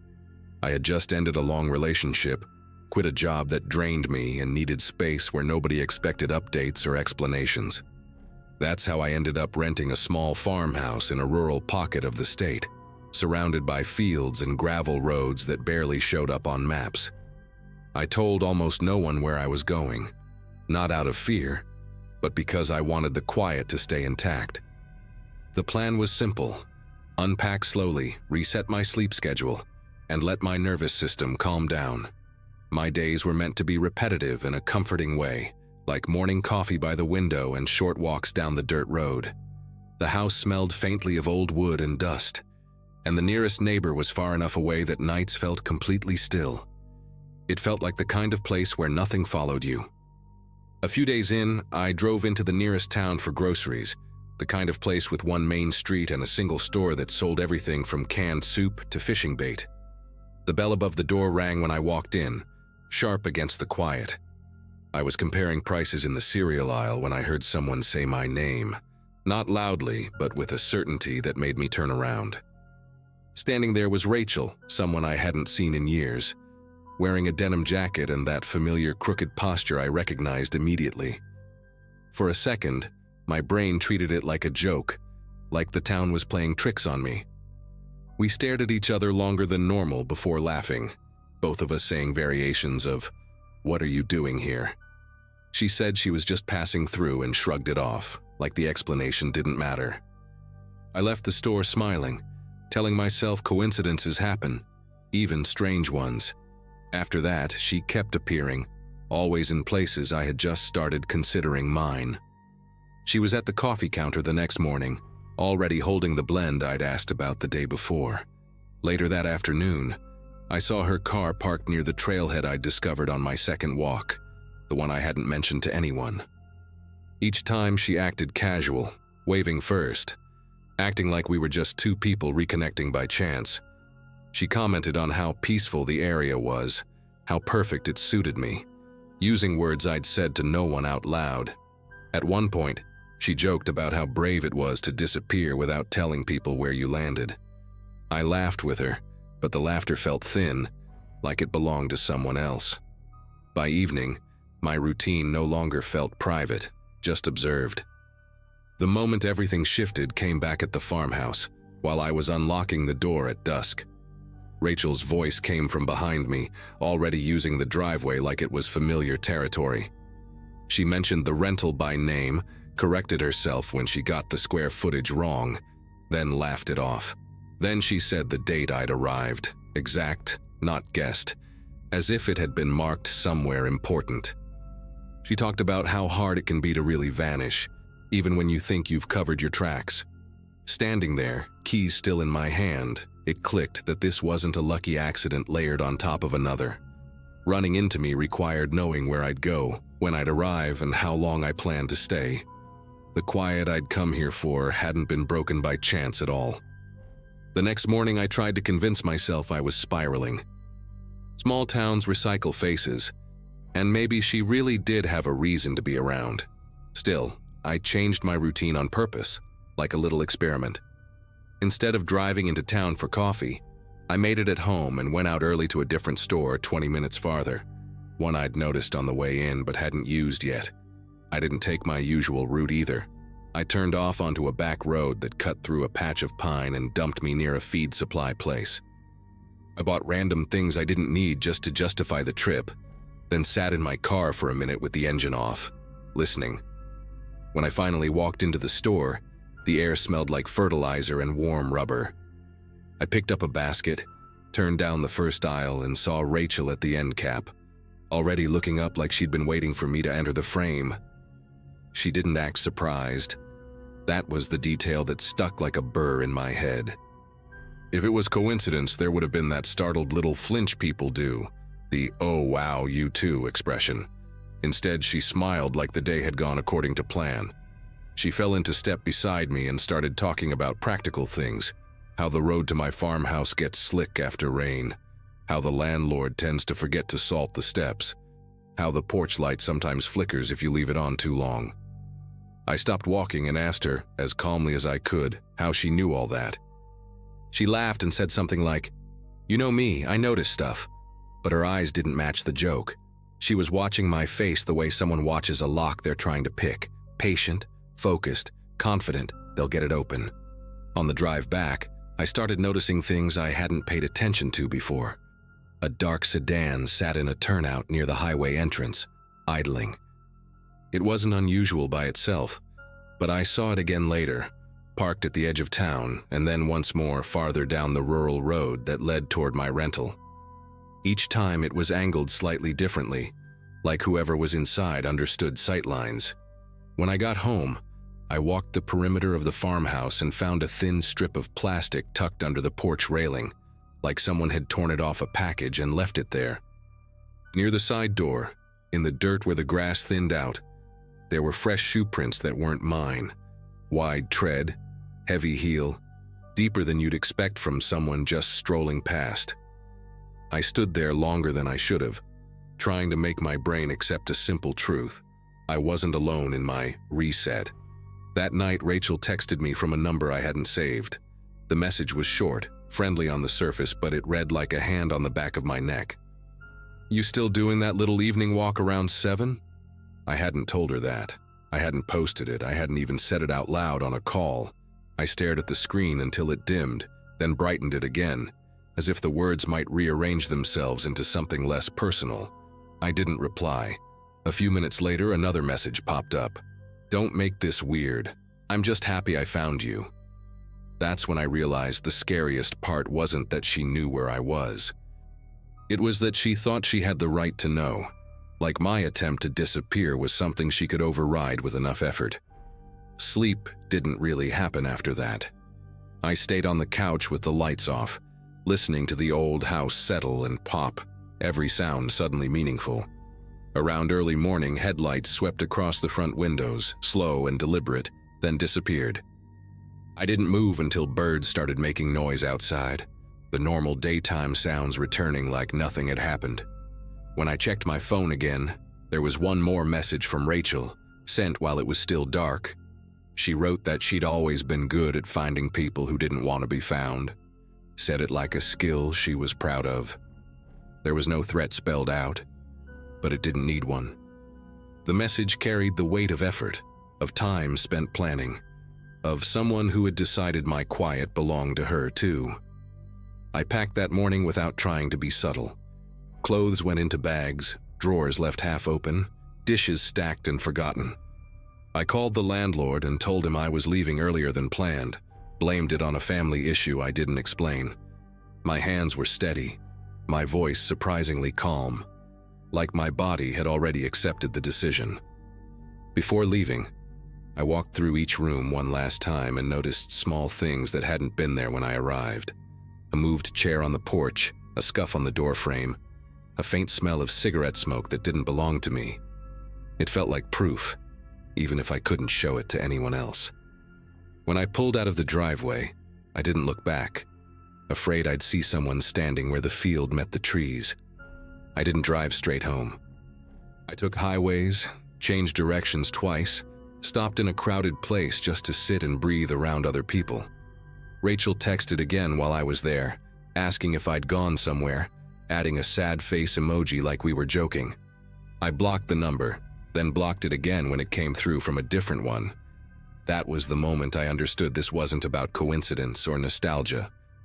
Reappearing in my life took coordination, access to information, patience. It meant my attempt to reset hadn't failed because I did something wrong. It failed because someone else had decided not to let me disappear. Eventually, I settled somewhere else, closer to people, louder than I wanted, but safer. Months passed without seeing her, though I still catch myself scanning stores, parking lots, reflections in glass. I don't post my location online anymore. I don't tell new people where I live until I trust them. Some days I replay that first moment in the grocery store and wonder how long she'd known I was going there, how early the plan started. I never confronted her, never got answers, and maybe that's the point. The most unsettling part isn't what she did. It's realizing how carefully it was done and how easily someone can reach into your life when they decide your privacy doesn't count.